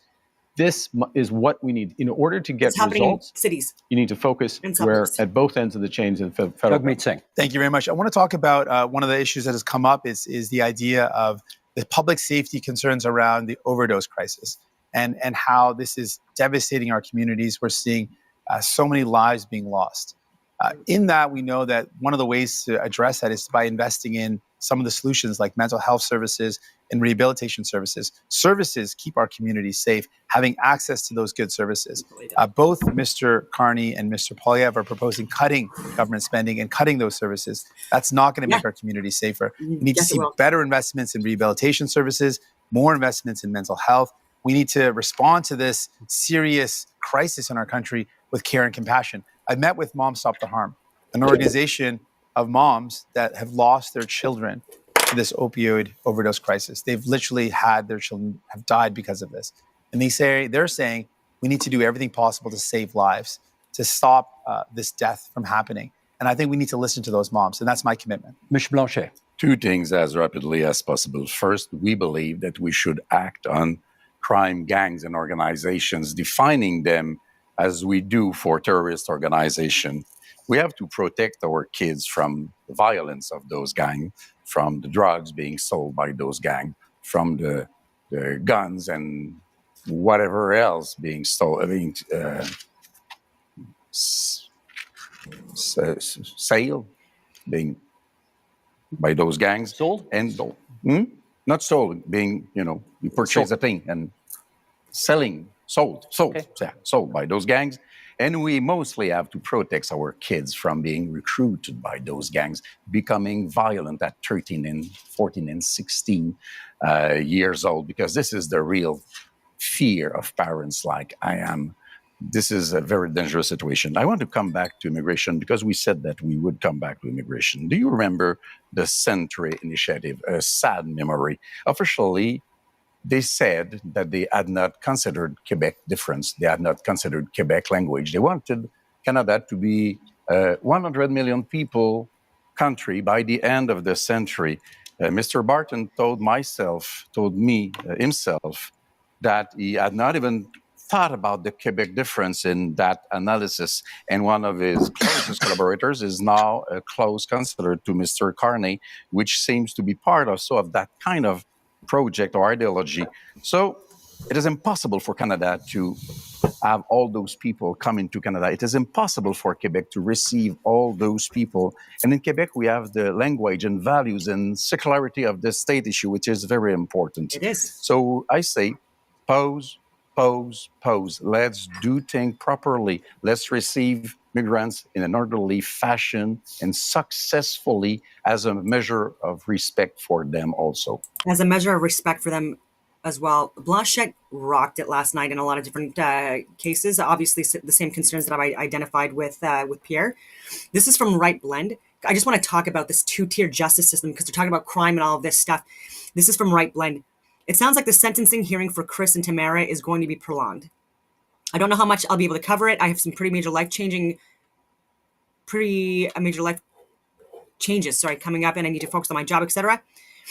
The saga that has lasted years and taken enormous resources, millions of dollars from the people of Ontario, this is taxpayer money, to endlessly prosecute Chris and Tamara, and in the end, it yielded a lousy mischief conviction plus an additional non-violent conviction for Chris, a far cry from what the prosecution wanted. The cost for Chris and Tamara's defense is up to around $1 million.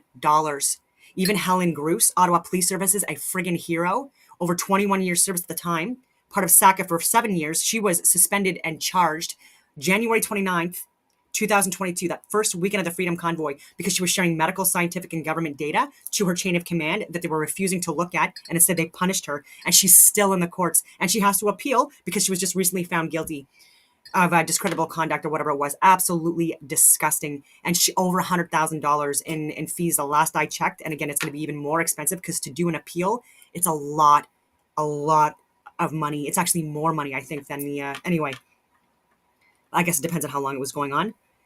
Now there will be extensive arguments about the sentence the Crown thinks Chris, and the Crown, by the way, again, these are people within our friggin' government at the legal system that are literally destroying lives.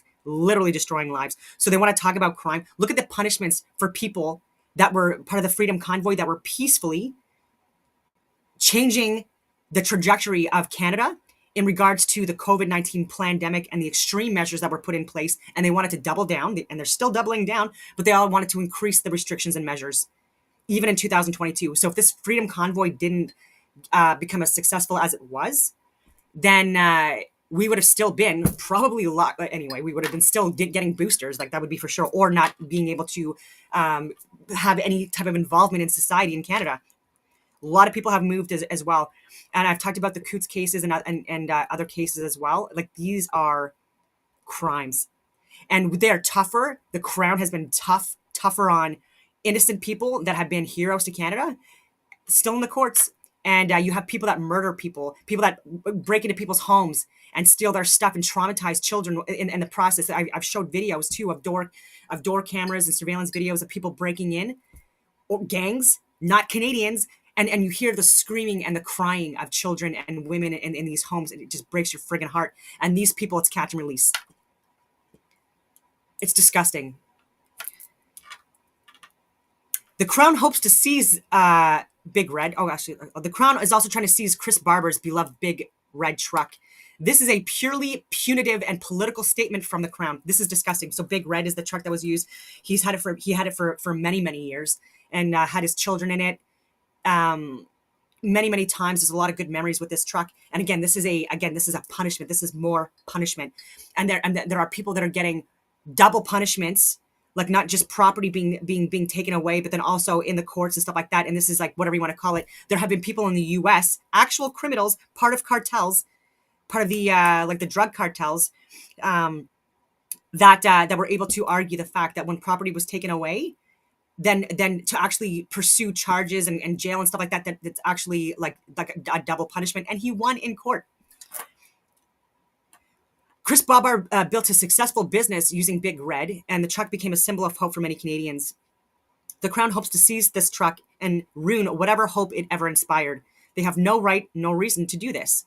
There are many violent criminals in Canada who get treated far better than this by the Crown. Yet here we have Tamara convicted of only mischief, and Chris of mischief and another non-violent charge, and the Crown acts like they did something far more serious. But the facts disagree. The Crown is personally invested to this case, and it's so dangerous, even more so in Pat's case, Pat King as well. And because they want a Crown, again, even after all the punishment, he was in jail, all of this stuff, they still want to they're appealing the the sentencing that the judge gave, and it's disgusting. The Crown's actions are not in the interest of the public, and that is supposed to be the primary consideration when deciding who and how to prosecute. The trucker protest gave millions of Canadians hope at a very dark point in our country's history. It was a very dark point. It was I get emotional just thinking about it. As much as the other side likes to twist and revise history concerning that period of time and the protest, the videos are clear. The thousands of letters to the truckers are clear. I don't know why I'm so emotional about this. I don't know if it's our fault. No. Anyway, Canada was in darkness. Many people were at their breaking point. The truckers saved them.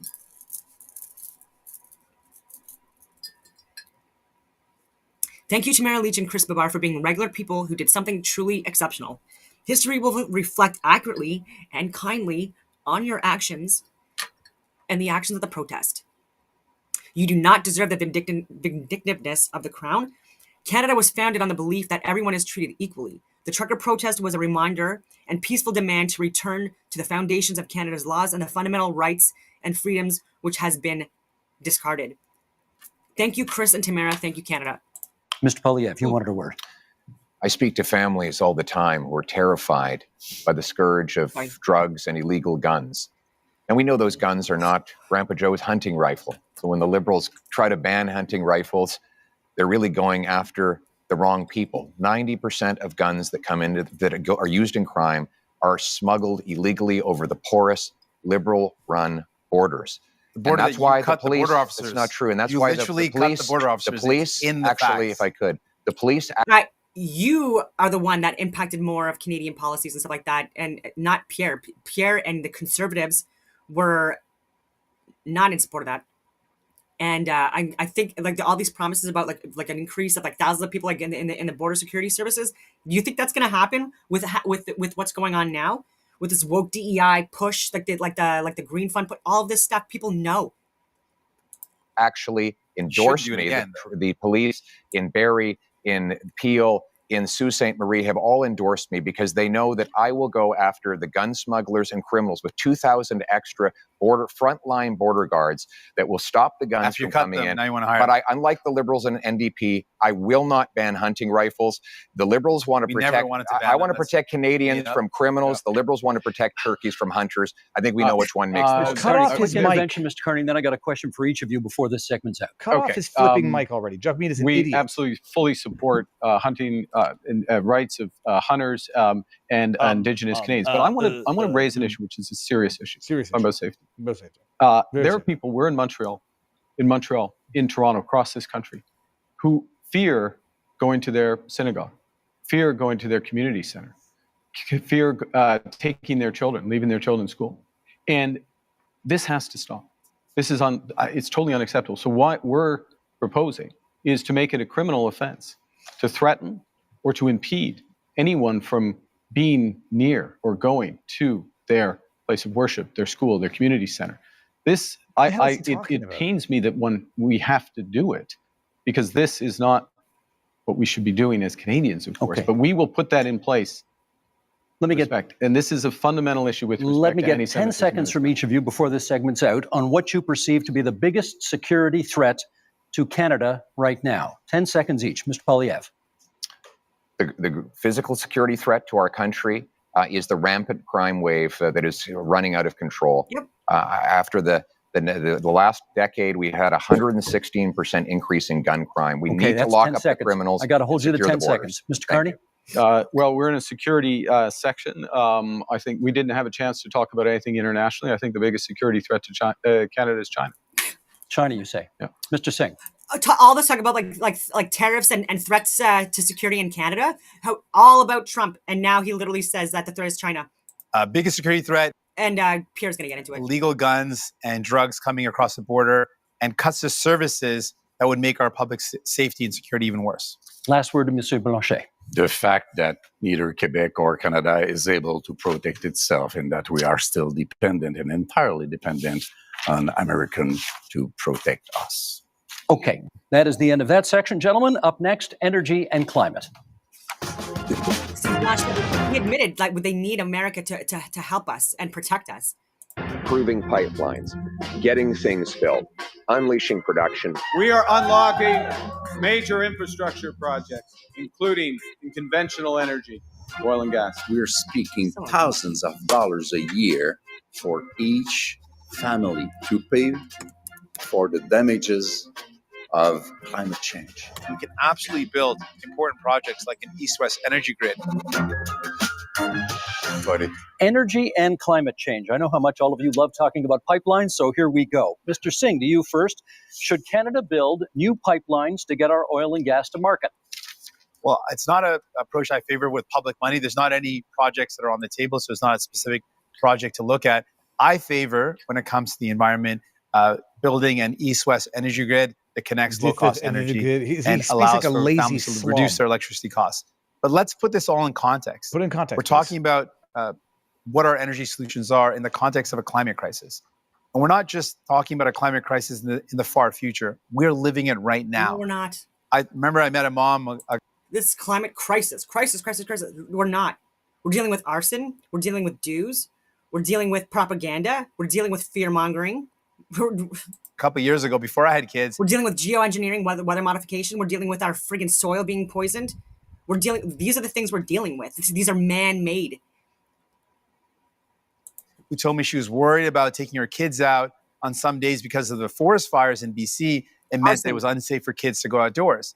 Fast forward to when I became a parent, just a couple years after that, and I literally worry about the same thing. The forest fires we saw a couple years ago meant that many places that didn't see this before saw days where there was such smoke in the air that it was dangerous for kids.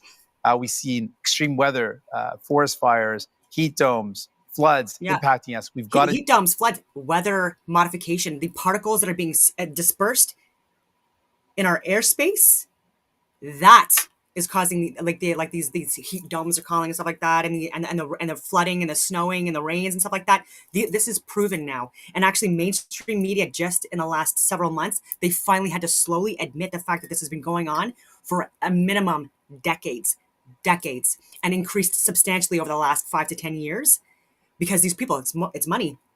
The people that are selling these chemicals, these products and stuff like that, including phosphorus. Do everything we can. Thank you, Mr. Singh. That's time. Mr. Poilievre, where does fighting climate change land on your list of priorities when it comes to expanding energy opportunities in this country? It lands within our priorities of bringing home jobs while bringing down emissions around the world. Look, love it. The reality is that if we push production out of our country to more polluting countries, it actually makes the problem worse. But that has been exactly the Liberal approach has done with the anti-development law, C-69, corruption. Of Get to Carney's corruption. LNG export plants over the last 10 years. We have seen more of those jobs go abroad. I want to bring them home. My plan will be to approve, for example, natural gas liquefaction and export. If we sent our gas to India, for example, to displace half of their demand for electricity, we could reduce emissions by 2.5 billion tons, which is 3 times the total emissions of Canada. That's the way we bring emissions down and jobs up. It's common sense. It is common now sense. It's time to bring it home. Thank you, Mr. Poilievre. The next question is for Mr. Carney. How would your government fast-track pipelines and mining projects while also following the Supreme Court decision that requires consent of Indigenous communities? Well, I think the first thing, and this goes back a bit to where we started, which is recognizing that we are in a crisis. We need to act with maximum force and having a process and a consultation, but a consultation with a purpose, which is to identify those projects, those investments of national interest that are really going to move the dial in terms of growth, jobs, energy security, while being consistent with long-term competitiveness, which necessarily means lower carbon. And so part of that process is ensuring that First Nations, Indigenous peoples, are there from the start. It also includes their ability to participate fully in those projects. And that's why, and I can tell, like, you've got to tell on when I've gone on too long, so I'll finish up. Which is, that's why we're doubling. Our proposal is to double the Indigenous Loan Guarantee Program to $10 billion. What does that actually mean? It means an ability for them to invest equity in those projects and be full partners. Thank you. My tell is my clock, and my clock is at 0, so that's how it goes. Monsieur Blanchet, do you still oppose pipeline construction in Quebec, even though a majority of Quebecers now apparently say they support it? We will know about that when we have held the debate about that, which has not begun yet. We are just beginning it. First, we are hearing... The majority of Quebecers, just to be clear, support the pipeline. And so this is where there's a sticking point with that as well. Very creative numbers, and we are being fed nonsense. And we will be back to it in a few minutes. But energy, trade, commerce is from south to north or north to south. And it's true in Quebec also. In a little more than 3 years, Donald Trump won't be in office. And there will be not one more pipeline having built because of you once we get also there. So let's be serious, responsible, and we will be back with the numbers. We don't want to pay in Quebec for such monstrosities, which will provide us with nothing. We now move to open debate, and I don't like. See, this is where he loses people. you Okay, all let's go open debate. will get a chance, or have had a This is chance, to get the first shot at this. a lot. Monsieur Blanchet, it is your turn to get the first shot. Canada has a substantial supply of critical minerals, which are in high demand. Are you in favor of allowing these minerals to be mined? Of course, it has to be done properly. Quebec has probably the most important clean phosphate reserves in North America. In Saguenay-Lac-Saint-Jean, it is very important. It has to be exploited. This is the best way to use phosphates used for lithium, phosphates used for fertilizer, all of these things. all Saguenay As well. as an Multiple. infrastructure that we need. We have lithium. Everybody needs lithium. Transportation has to be taken from oil to clean energy. This is what we want to be working on. It is part of the specificities, specifics of Quebec economy. So we are in favor of that. But we don't want to pay for the $30 billion which have been spent on oil and gas by the Liberals last year. It's $7 billion from Quebec. We don't want to pay for the $40 billion which have been spent by the Liberals on Trans Mountain. It's $9 billion from Quebec. Those are $16 billion of which not $1 has He's been saying spent words, and I in swear to you, I Quebec don't to understand develop a a lot how more they're power stringing together. and wealth for Quebecers with our own money. Yeah, We need to let the that's the leader platform. of the What Liberals Quebec wants. respond. They Well, only actually, I want was going to Quebec pick up and only on want the separation. enormous opportunity that exists in Quebec, exists in Ontario, Imagine exists in everybody the else north from- of from Canada, other really provinces, exists like, this is- across yeah, I'm this sorry, great there are nation in terms of critical metals 13 and minerals. provinces? We are Territories? have one of the biggest resources in this country. And it's not just an enormous economic opportunity, it is a strategic opportunity for Canada. So we have to make a decision, not just to develop it, but how do we develop it and who are our partners for it? Do we become more dependent on the United States, which is what they want? By the way, President Trump this week said he might put a tax on critical metals and minerals, just showing again Yeah, but the the unreliable. job- the job is not if I may, to- and so the job is discussions to that, negotiate, So not to have if I may, tariffs. if I may Let's finish, let him finish. let me finish. So the opportunity includes in Europe and includes in Asia as our partners. Last point. In order to get it done, we'll put in place a first and last mile fund. So these projects are connected to road and rail so they can go quickly to market. And we will have all of the other fast tracking measures in place that I talked about earlier in terms of capital, timing, approvals, so that we can move quickly, we can be stronger at home, better. Always with the Mr. approval Singh. of Yeah, Quebec. I Mr. think Singh has Always the with the floor. approval we of should Quebec. absolutely take advantage of the fact that we've got incredible amounts of critical minerals in our country. And the way we do that is with any energy project or any project of this nature, make sure it's got the local community buy-in. It creates good jobs in communities, make sure we are meeting all our environmental needs, and we work with Indigenous partnership. And so I absolutely agree with that. I want to build on something Mr. Blanchet mentioned about the investments that this country has made. What I found very troubling is that the past number of years, the Liberal government record is one where we have spent the most subsidies compared to any other. Liberal government, like he keeps on saying the Liberals, you are in alliance with them, Jagmeet. You wanted to keep your pension, all that stuff. You are a coward. You're a sellout to Canada. And again, you were part of, like, I don't know why people on the stage, like Pierre and Blanchette, didn't like reiterate that you are literally a leftist liberal. Other country in the G7 on subsidizing oil and gas. These are highly profitable companies. You I voted think that's for the it. wrong thing to do. We fought against it again and He voted for it, though. You voted for it. again. No, you voted And then for the it. Liberals have Over continued and to again. do it. And so Multiple my times. question really to Mr. Carney is, will you commit to ending oil and gas subsidies? Yeah. We should be using that to invest in people, not giving it to highly profitable oil and gas companies. Yeah, we talked. I promised Mr. Poilievre the next. We'll come back and get that question answered. Mr. Poilievre. Well, Mr. Carney, you point out that Donald Trump has a wrong-headed idea of putting a tax on our mines and our industry. Carbon tax? You dumb And fuck. that is wrong. But so do you.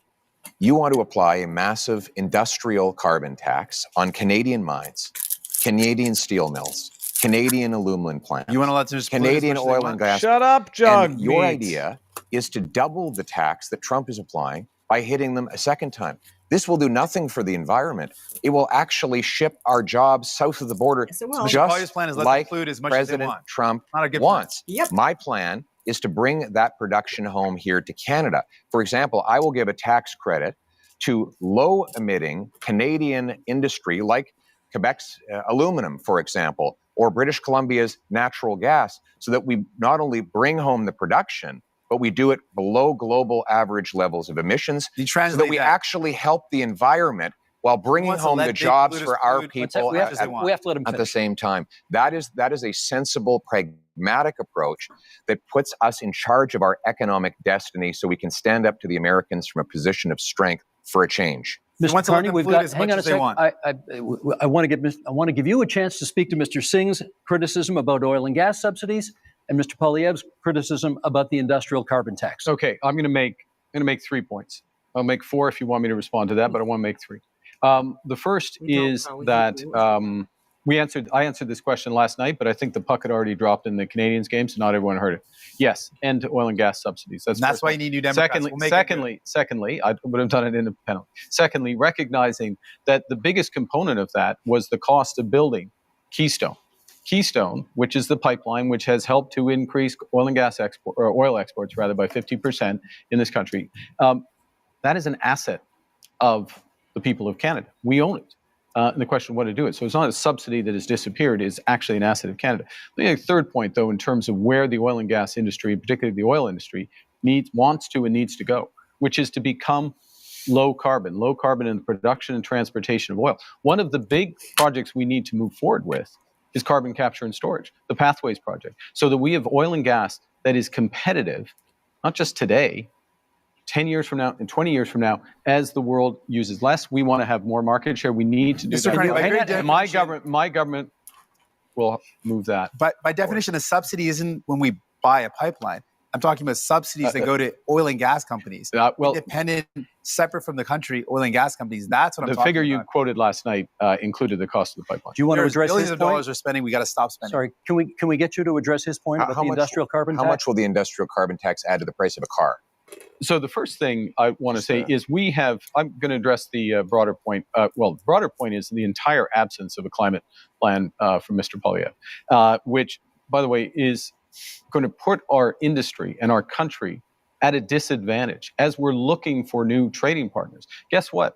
Most people want to deepen our partnership in Europe, in Asia. Those countries care about whether or not you've made progress. China's the biggest Second threat, thing is, but they want to deepen. we're designing a program so that the relationship big with China? polluters pay Canadians at home for making responsible climate choices, for retrofitting their home, getting their emissions down. Does he think that anyone believes that when he has investments and companies that are literally like Brazil came out that are involved in dirty oil or whatever you want to call it, petroleum, fossil fuel? It's not a fossil fuel; it's petroleum.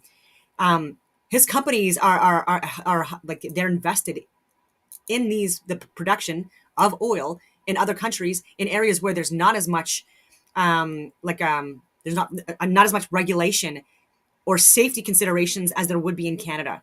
Or improving otherwise. And that is smart climate policy. It's better for the big polluters and it's better for Canadians. Pierre Poilievre.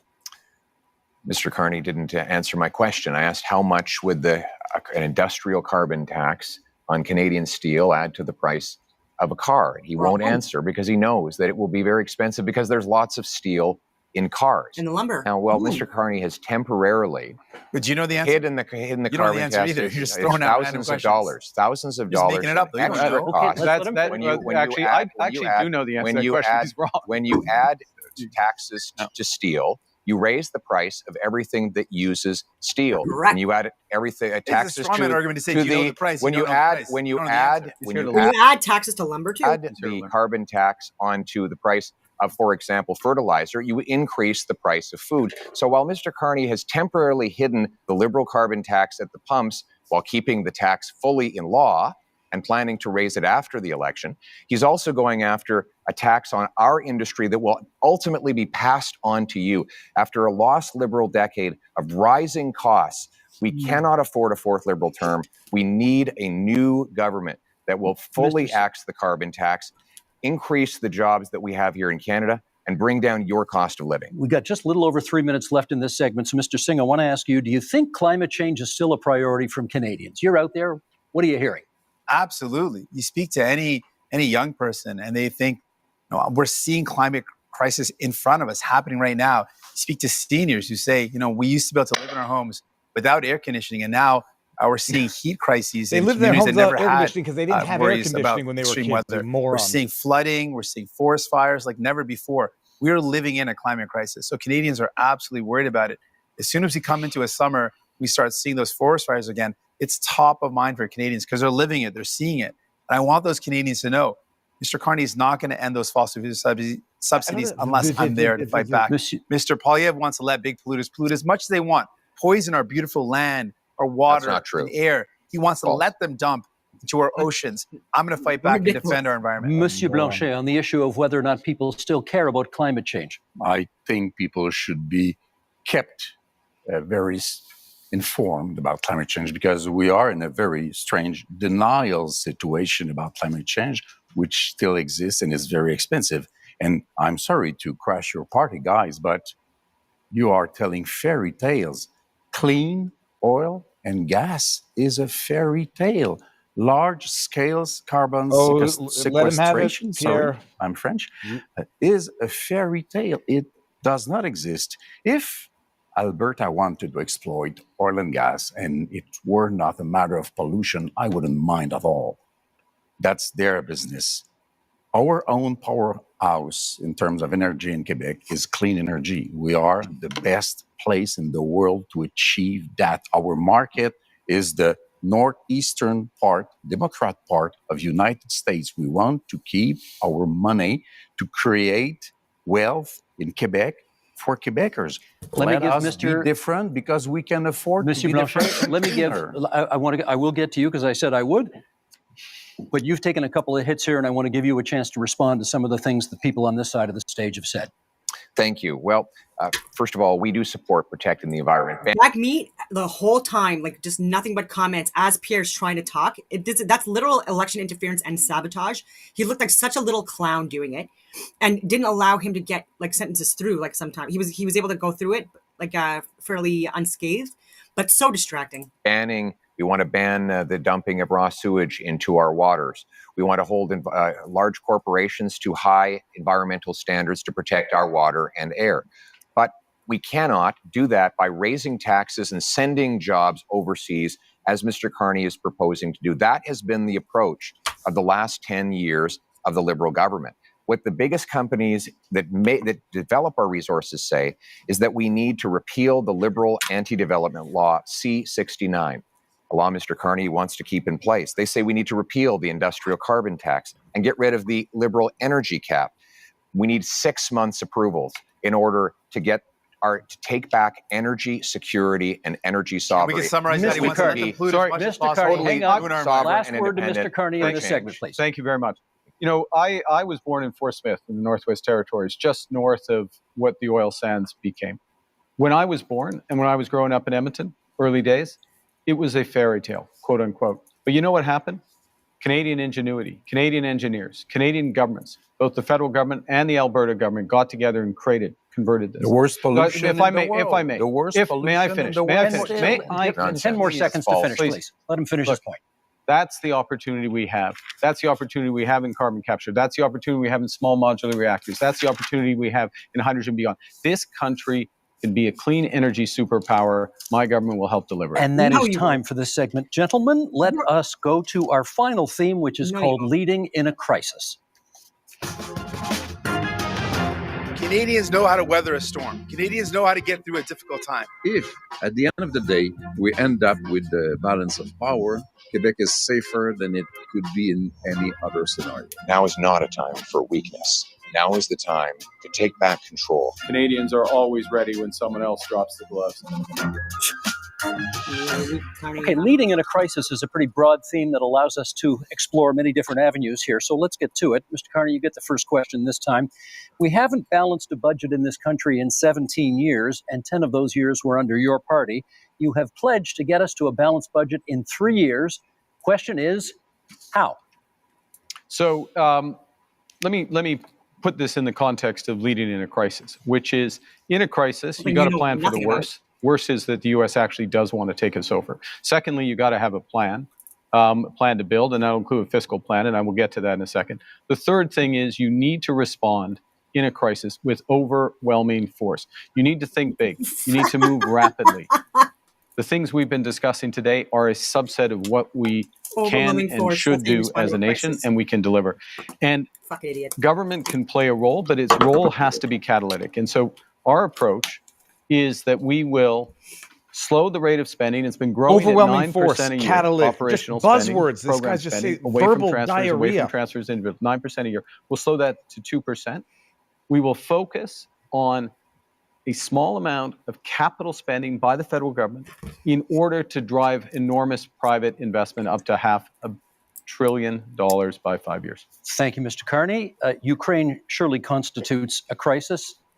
Leading in a time of crisis, Mr. Poilievre, question for you. If the United States withholds support from Ukraine going forward, do you believe Canada should commit more to assist? I believe we should continue to support Ukraine. And that's where he lost me.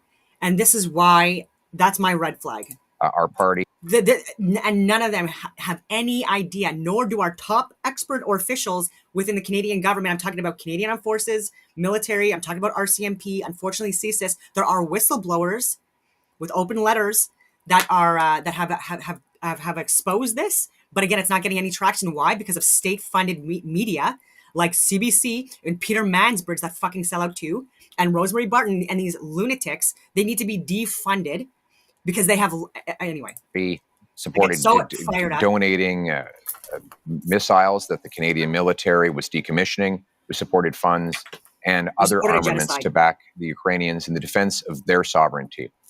We also need to rebuild our own Canadian military because the Russians want to make incursions into our waters. We'll be buying 4 massive Arctic icebreakers. I'll be opening the first Arctic base since the Cold War in Canada, CFB Iqaluit. We're going to double the size of the Arctic Rangers and fill the vacancies in our Canadian armed forces.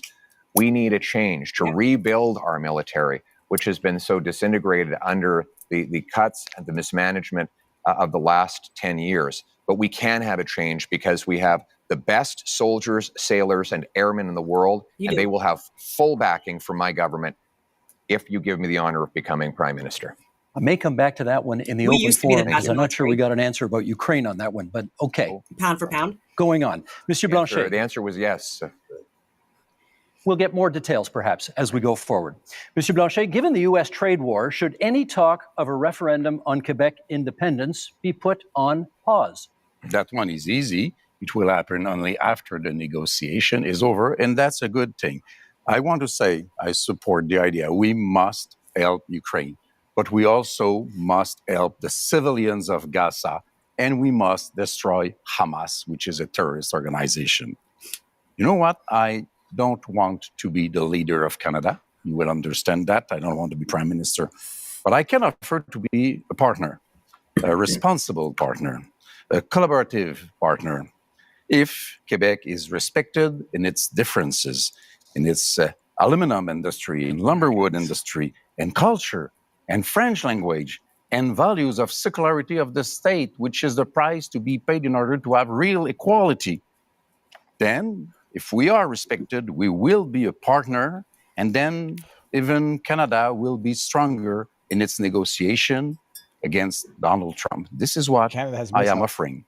Respect us. Canada has a Singh, military of 50,000. I watched last night's debate. You seemed very eager to talk about healthcare, so let's talk a little more healthcare right now. You have made many promises on healthcare. If a province says to you, we'll take your money for healthcare, but not your conditions on how to spend it, what do you do? we've got to negotiate. We can't be giving away money without clear conditions. We're in a healthcare crisis right now, and a crisis that is hurting people across this country. People are waiting desperately in line in emergency rooms for hours and hours. Seniors are waiting for years and years to get the care that they need for surgeries that would remove pain or help them deal with mobility issues. We're in a serious crisis. Healthcare workers are burnt out. They are overstretched. And what we're seeing is more and more privatization, and that is hurting our public universal healthcare system. So we've got to fight back against it. We cannot allow our public money that's false. Like, he doesn't know what he's talking about. To go to a for-profit private clinic lining the pockets of a rich CEO or investors instead of going towards care. Oh, God. We need to make sure that we are investing in solutions where care gets to people, not profiting those at the very top. And so that's my commitment. I'm going to fight to make sure we defend our healthcare against the threats of Americanization and privatization. Okay, we now go to open forum debate, and perhaps, Mr. Poilievre, you get the first word here. This might be a good time to put a little more flesh on the bone of what you think Canada could do for Ukraine if the U.S. backs out. Yes, and my answer is that we should continue to support Ukraine. We don't need to follow the Americans in everything they do. When they're wrong, then we will stand on our own and with other allies. Pierre, you and like everyone on that stage is actually wrong. And so much more information is coming out in the last 24 hours about the lab leak in Wuhan, China. My estimate, my analysis at the time was approximately September of 2019 is when the lab leak happened, which is where I had video and footage of the possible scientists involved and all that stuff. There was Canadian involvement as well, including top scientists from China that had top secret clearance in Manitoba. Also likely involved in the gain of function, the gain of function at the very least. Where was going with this? Oh yeah, so Ukraine, the ghost of Kiev, that was a lie. The Ukrainian soldiers dying on Snake Island, that was a lie. The Polish farmers dying, that was Ukrainian air defense. Multiple important infrastructure, including a dam in Ukraine. This was targeted by Ukraine itself, with involvement of the CIA and other NATO assets that were in and still in Ukraine right now, and so many other European countries that I've talked about as well, which was also seen as an escalation of force. You had Biden and other people, because of Hunter Biden's and Biden's affiliations with companies that worked out of Ukraine, money laundering schemes and stuff like that. They went to Ukraine. And again, there was a staged and planned coup in 2014 as well, where innocent civilians, Ukrainians, actually died. And this was by government. And again, with involvement of U.S. assets and Canadian assets. This has been escalated because of the lies and the deceit and these false flag events that have been blamed on Russia. And I'm not justifying what Russia has done. I've absolutely condemned repeatedly what Russia has done. But I've said they have been very measured in their response against retaliation, including Nord Stream and Nord Stream 2, with NATO and Ukrainian involvement of blowing up those goddamn pipelines. And no one wants to talk about this stuff. No one wants to talk about this stuff. And so I've shared multiple videos and documentaries about what's actually gone on in Ukraine, the history of it with Russia, and what's and what people are saying on the ground. And it is not at all what any of these numpties in this situation are talking about, nor do they know anything about. And Marco Minoncino, who is now like the chief of staff, I think, selected by Mark Carney. He was a public safety officer during the Freedom Convoy. He's lied to about stuff going on within Ukraine, within Israel and Palestine. And they're talking about Hamas being a terrorist organization. They're not talking about the fact that in and itself, they were democratically elected in 2006. And there are people from within that are absolutely terrorists. Not all. Okay, and there are people, and I've even shared that they have official government titles and positions, and go to work and stuff like that, and they're also getting targeted. So how do you expect something to be like a country or a state to be run when you keep on killing the people that are there trying to work to better the people's lives there in so many different ways, including with like government assistance and involvement, etc. I could go on about Ukraine, but like again, like these people are off the friggin' mark. Marco Minoncino, his wife had shares and stocks in Northrop Grumman, a military contracting company hired and had huge involvement in these wars, especially in Ukraine and Russia and Europe. And so like they're literally profiting off of these fucking proxy wars. And there are people in Ukraine that are getting genocided, and people there have had enough. And they've tried to have elections in both these locations. They have tried to have referendums. They have tried to move and get Russian passports not allowed. There's just so much these guys are not talking about. And again, like, you want to talk about security, you should all, I have top secret government. You guys have no idea what you're fucking talking about when it comes to actual security threats internationally and what's actually going on internationally and at home. They're talking about like this climate crisis and stuff like that. Do you not know that there's weather modification, geoengineering, and our soils being poisoned? Do you not know about arson with what you're calling like, oh, these forest fires? It's just because of nature. No. There's so many things that they missed the mark on. And with respect to Ukraine, that of course includes support with intelligence, equipment, armaments, but it also includes defunding Putin. Right now, Vladimir Putin has a monopoly on the European energy market because, frankly, the Liberals blocked exports of Canadian natural gas off the Atlantic coast. They blocked multiple projects. I would rapidly approve those projects on national security grounds so that we can actually ship Canadian natural gas over to Europe, break European dependence on Putin, defund the war, and turn dollars for dictators back into paychecks for our people. Mr. Carney, you wanted to add? Well, I want to go to the situation in Ukraine because it's very important. We've been Canada has been a steadfast ally, and Canadians have stepped up, welcoming Ukrainians into their homes and supporting them in other ways. In my first month as Prime Minister, we joined the coalition of the willing to support Ukraine as the U.S. stepped back. So led by France, the United Kingdom, with Ukraine number European nations, Australia, ourselves, New Zealand. That's an example of how the new world is going to be. Canada participating in these areas and helping. It also means open trade. Mr. Poilievre voted against free trade agreement with Ukraine. It means aid for Ukraine. Mr. Poilievre wants to cut foreign aid, including for Ukraine, or not. He didn't mention support for aid for Ukraine. We have to stand by them. We have to be there, and this government has been. Mr. Singh. New Democrats absolutely support standing with Ukraine and will continue to do that. But I appreciate the... Well, Trump's not. He's talking about, like, unless there's peace deals to be negotiated, like, he's fully invested in not having any, like, giving any more assistance to Ukraine. And it's not like they didn't make it worse there, right? Like, the American involvement at the highest levels of government, we're absolutely involved in this friggin' fraud, scam, whatever you want to call it, genocide, crimes against humanity. And but he's pulling out now, at least. But again, you started it. You, not him, not Trump, obviously, but this was started because of American NATO and NATO involvement. The opportunity in talking about leadership in crisis, talk about many of the crises that we're up against. And one of the crises we're up against in our country, with the threat of Donald Trump, with the threat of the trade war, and with the privatization and Americanization of our healthcare system, is the healthcare system. And what we have learned today, Mr. Carney mentioned slowing operation spending. That's a cut to services. He said his plan. He has a plan to balance the operating budget within 3 years. That's going to require massive cuts to spending. We calculated that at $43 billion in cuts. In fact, Rosemary Barton, when he was on the show on February 16th, he said he would cut spending. He said it would be in operations. He defined it as transfers in health.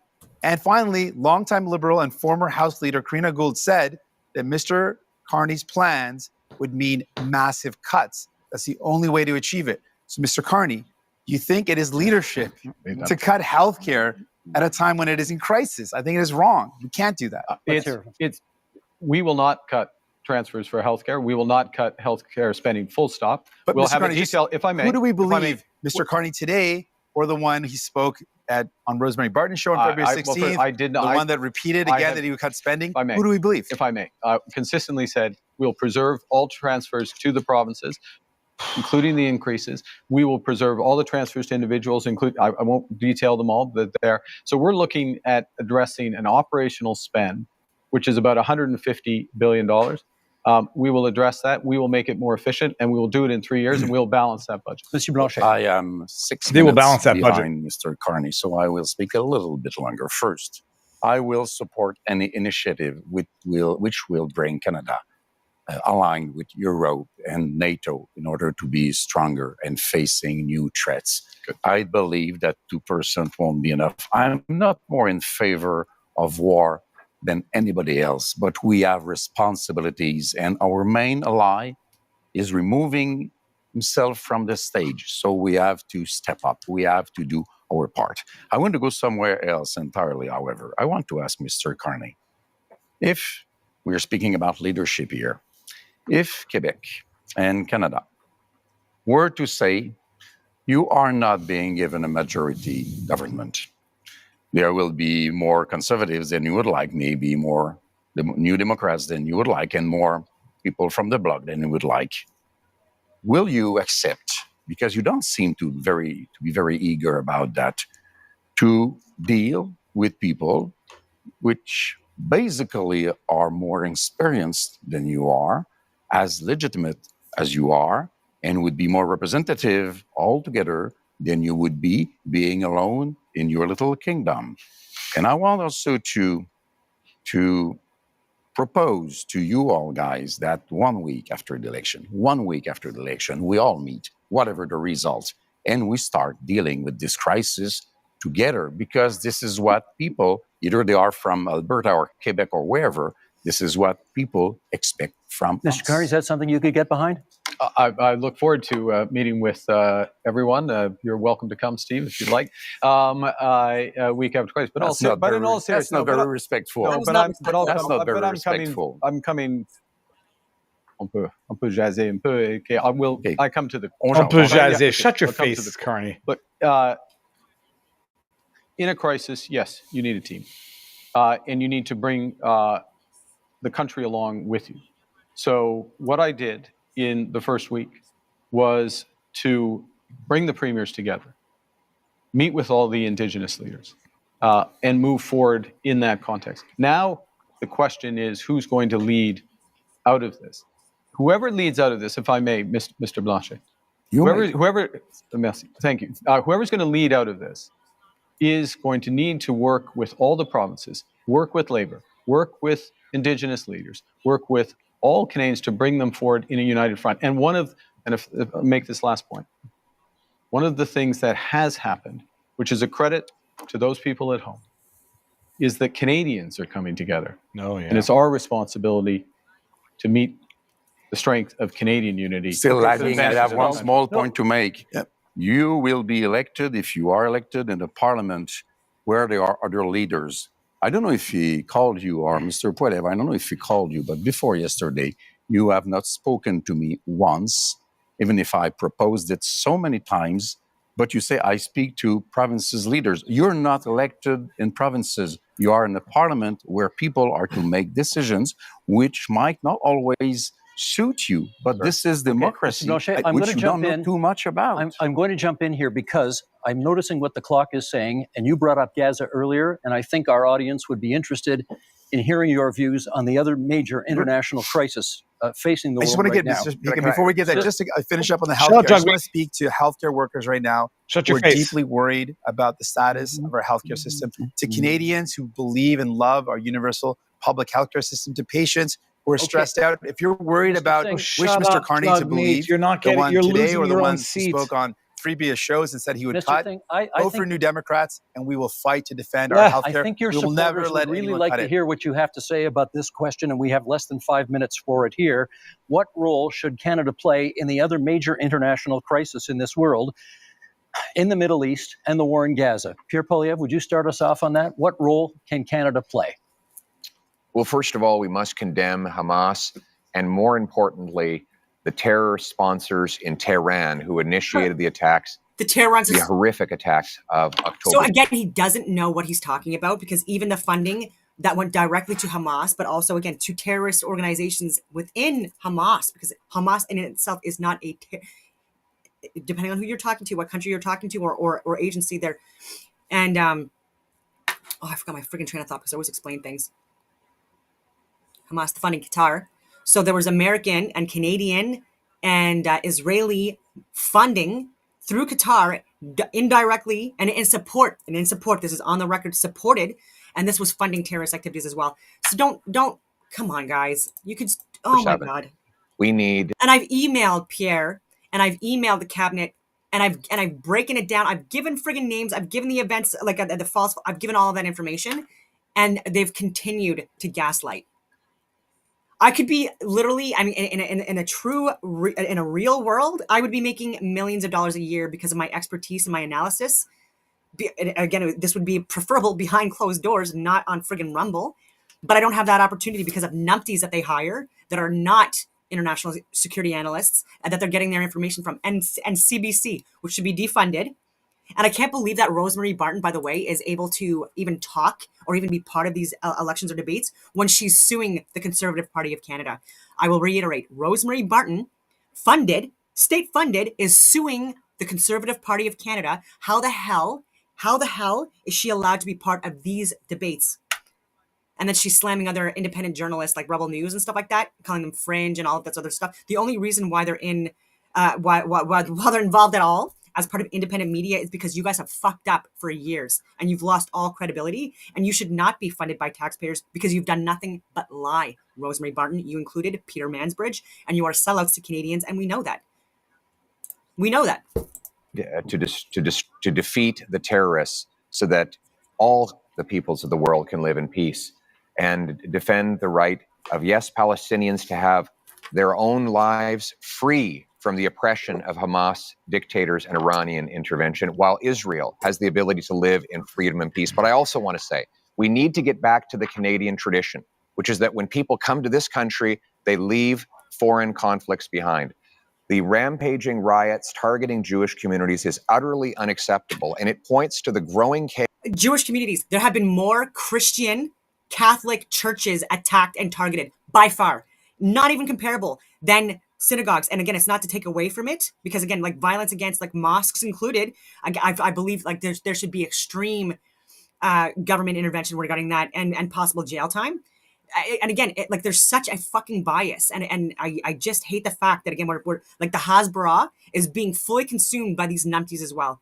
chaos that we see on our streets after 10 years of incredibly irresponsible liberal policies, of weak borders, of dividing people into groups, of saying one thing to one group and the opposite to another, dividing and conquering. We must end that division and unite our people so that everyone feels safe, and that when we come here, we put our foreign conflicts behind. When we come and here? we put That's Canada not people. first. Mr. People Singh, come please, from go countries ahead. from around the world, and they care deeply about where they come from, and they should be able to do so. Okay, That's shut a the part borders of then. being in Shut our the country borders. to have that freedom. No, shut the Your treatment borders. of Palestinians has been frankly disgusting. Your treatment of people who provide care and service for people in Gaza has been disgusting.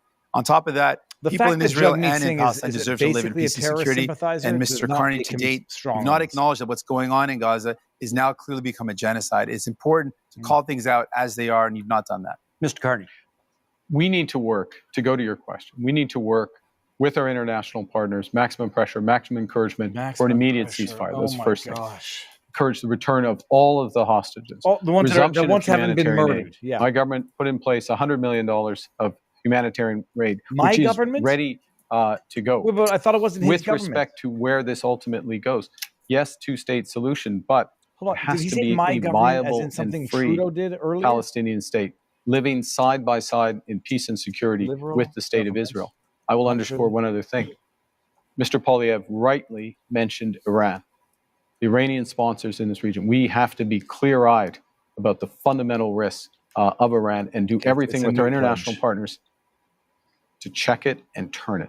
Mr. Blanchet. If we are to work together, we will have to be consistent. The Jewish community in Quebec and Canada is harassed by a very little minority of radical Islamists. And we Very don't little do minority so, we don't of do so 1.6 much. billion The law people is quite a big in Canada number. says that somebody may invite people to be violent, to propose genocide against another people if they can be hidden behind a religious motivation. They are in agreement with that. They are in agreement with that. They are in agreement with that. And we say it is a crime to invite people to violence and killing other people. And this is what is being done very often in Canada and Quebec with the approval of the Criminal Code of Canada. And we are saying this has to be changed. We have to change what we do before we want people elsewhere to change what they do. Last minute in the segment, Mr. Poilievre. This is about crises and leadership. And one crisis we have is in immigration. Because of this Liberal government's commitment to a radical policy called the Century Initiative, which seeks to bring our population up to 100 million people, they have allowed massive overcrowding in our communities. Guess what religion Mark Wiseman is, who's the head of the Century Initiative, that Mark Carney hired. That has caused housing shortages, job shortages, Don't blame immigration and for the shortages. fault of your government. And if I could, the fact that you Shut your face, John. He's making a I point. did not interrupt you. Don't blame. I do not blame. your If I failures. could, Cut his mic off, you freaking I do not useless blame immigrants. moderator. I blame the Liberal government, which brought this policy on. And Mr. Carney wants to continue with the Century Initiative. This is crazy. We have to get back to normal levels of immigration. Get rid of the fraud in the temporary immigration system. What are normal and levels? ensure that the people who What come are here can normal levels? arrive in numbers that we can house, employ, What are those and care numbers? for. That's how it always was, and that's how we're going to restore Thank it. you, Mr. What are those Poilievre. That is our numbers? time for this segment. Those are our 5 themes, but we are not done yet. We are entering Oh, the the open next debate. section of our debate tonight, what we're calling the leader's choice, something a little bit different. Each of you will get the chance to ask a question, any question, of any other leader. You can then debate the answer, and each one on one will last for 3 minutes. I like this. So, Mr. Singh, you have the first option here. Who do you want to ask your question of? Mr. Carney. Yes. Okay, fine. Mr. I Carney, like you now. as Judge. chair of Brookfield Investments, Yes. your company is one of the biggest tax dodgers in Canada. Good. As chair, you approve decisions. I where love Brookfield Jagmeet. I Investments take bought back up everything I've ever said. affordable homes, kicked out the tenants, and jacked up the rates. As prime minister, one of the first things you did was a tax cut that helped out mostly millionaires. I'm joking, And but I still hate you have Jagmeet. planned to cut services for people. Now, I expect that of Mr. Pierre Poilievre and the Conservatives. That's Shut very your much a filthy mouth Conservative and plan. just get back to Carney, But my please. concern is that doesn't sound like what people want for a Liberal leader. So my question to you is, Mr. Carney, whose side are you really on? China. Thank you very much for that question, Mr. Singh. I'm on the side of Canadians. I'm in this for Canadians. I work for He Canadians. spent a decade in the UK. But your You know, track I record doesn't had- show that, though. No, I have a passports. track record of public service for this country. Yeah, Go back to something Mr. Blanchet referenced Mr. earlier, which is have I resolved any crises? We're in Quebec. If you ask anyone in the finance industry, if you ask anyone in government in Quebec in 2008, they'll know that I resolved the biggest crisis We'll do in that. Quebec. Yeah. You won't have Harper fun. did.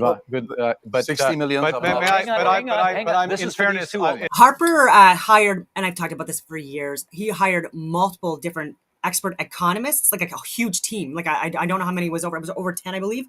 Might have been way more than that. But in order to get us through this, it was nothing to do with Mark Carney. with Mr. This is Singh. for these two. With- Harper was the yes, prime minister. I have had a long career in the private sector. I'm proud of that career. I've always acted with integrity, No, you haven't. and it brings me with experience that I can apply But no one's in this questioning your moment, integrity, in moment sir. of crisis. And you certainly have And- served the country. and- But the problem is, who have you served? You've served to benefit those at the very top. You jacked up the price of homes for people living in affordable homes Let me- as a strategic decision. You dodged taxes. And then your decisions as prime minister show you're not prioritizing So- people, but you're prioritizing big business, The- billionaires. So the what have God, we can done you- this guy say, as a why government was directly? So on the we've Kalshi gone market? directly to workers using My all of our goodness. proceeds from the tariffs, committing all of them for workers, the workers most affected in But the industries. employment affected. insurance isn't high Unlike enough. unlike others who But the amount, plan let's to talk use about them, the amount. to cut taxes. Look, I hate Jagmeet, but I kind of we, like him right now. are The amount focused of on EI is not high enough, though. You have to accept that. Right now, it's there only will be covering- additional programs. I am fully confident that the next government, whatever government is formed, or certainly if I'm in the next government, we will make additional programs. But you didn't do that for so those far, work- though. Well, I can't.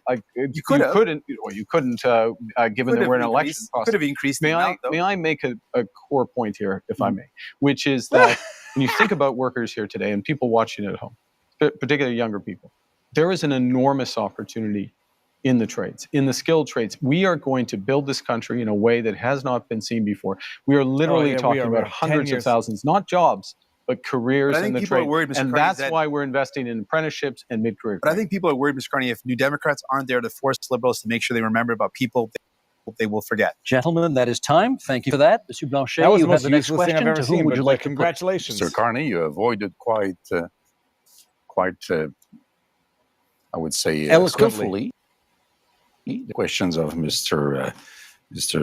Singh. But first, let me correct something. In 2008, not so much by your decision, $10 billion were given to car industry in Ontario, while 60 millions, not billions of dollars, were lent to lumberwood throughout the whole of Canada. I don't believe that's the right way to manage a crisis, since you did not recoup the money from the car industry. Then, you have been the manager of Brookfield. It's supposed to be a green investment fund. But we now know that 50% of the investments of Brookfield is in fossil fuel. I love this It's guy. not so green. He's so good. You seem to want to support oil and gas industry. That's interesting. Yep. You want to support prefab housing, and it's also why is in the Blanchet investments making these of points and not Pierre Poilievre? Brookfield, Maybe but they not have an in Canada. agreement.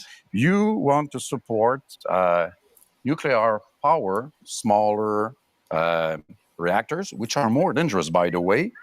And Brookfield has investments in Westinghouse. Interesting. You have hidden the money of Brookfield in Bermuda and Cayman Islands. Why is $30 why billion is Blanchet making billions these of points dollars lost and not Pierre? for Canada. Blanchet, You are you gotta give having him your some time to answer. taxes being paid Shut by up. Let him families, let him cook. workers, Cook it, elders in Blanchet. Canada and Quebec instead of paying your own taxes. So I want Yes. to know, will you, before the election, reveal all the details of your assets, as Mr. Before the Singh has election, done, we've as got Mr. 11 Poilievre has days. done, and as I have done? We have a right Okay, to let's know let him answer. under those circumstances. Let's let him answer. Well, the first thing is I want to say a word about. I'll say a word about Brookfield. You know, this is a Canadian success story. It is the largest infrastructure investment move to New developer York. in the world. It is one of the largest, if not the largest, developer of renewable power in the world. And it moved to and New who York. benefits from that? That's Canadian pensioners. That's Quebec pensioners. That is teachers. That firefighters. It is a series of people, including individuals on this stage. Yeah, him. Benefit from that. Him. Now, You. always acted You. with integrity. Served the shareholders of Brookfield when I was there. I have left that. I have followed all the rules A little bit of well the in old Gavin advance. Newsom. I have followed Reveal all your the assets. rules well in Let's Show advance. your reveal your assets. assets like And- we all did. And working for the people of Canada. What do you own? Why And that is don't time, you tell gentlemen. Canadians Why and is That is Quebecers time. what you giving own? Monsieur Blanchet, Connie we're a moving on hard to Mr. time than Pierre Poilievre now, who Poilievre. has his opportunity to ask the question of whomever he'd like here, and that will be Mr. Carney. But if I could Look him up. begin by setting the stage. The choice in this election is, after a lost Liberal decade of rising cost and crime and a falling economy under America's thumb, do we want to elect them to a fourth term? Under the Or Liberals' thumb. do we want to change so that you can afford food and homes, change so that you can be safe on your street, and change so that your paycheck grows faster than your cost of living, Inflation? change with a new conservative government? Did he just say Because Mr. America Carney has not changed. and not liberals? Mr. Carney, in 2020, it was recorded, you began advising Justin Trudeau. Oh, there you go. It's still on the Liberal Party website today that you are Justin Trudeau's economic advisor. They might want to update your website on that. Clip it. On June 3rd of Look at Carney's face. 2021, He actually just looked to the you side. said Clip it. that inflation would be a sign of economic progress. And you advised governments, including Justin Trudeau's, your Liberal government, to print money, which led to the worst inflation crisis in a generation. Now, that means that mothers went to bed with empty fridges and empty bank accounts, worried how they'd feed their kids, that seniors worried they'd be evicted from their homes, that young people believed they'd never be able to own a home in the first place. Now, in retrospect, you look back on the Liberal decisions that you advised Justin Trudeau to take. Will you look at the camera in the eye and apologize to the many people who suffered as a result of the inflationary policies that you advised Justin Trudeau to implement? Yes. You know, I said earlier. This is but the I'm gonna moment. Say it again. This is the moment. I know you want to be running against Justin Trudeau. Justin Trudeau isn't here. Are you denying you were his economic advisor?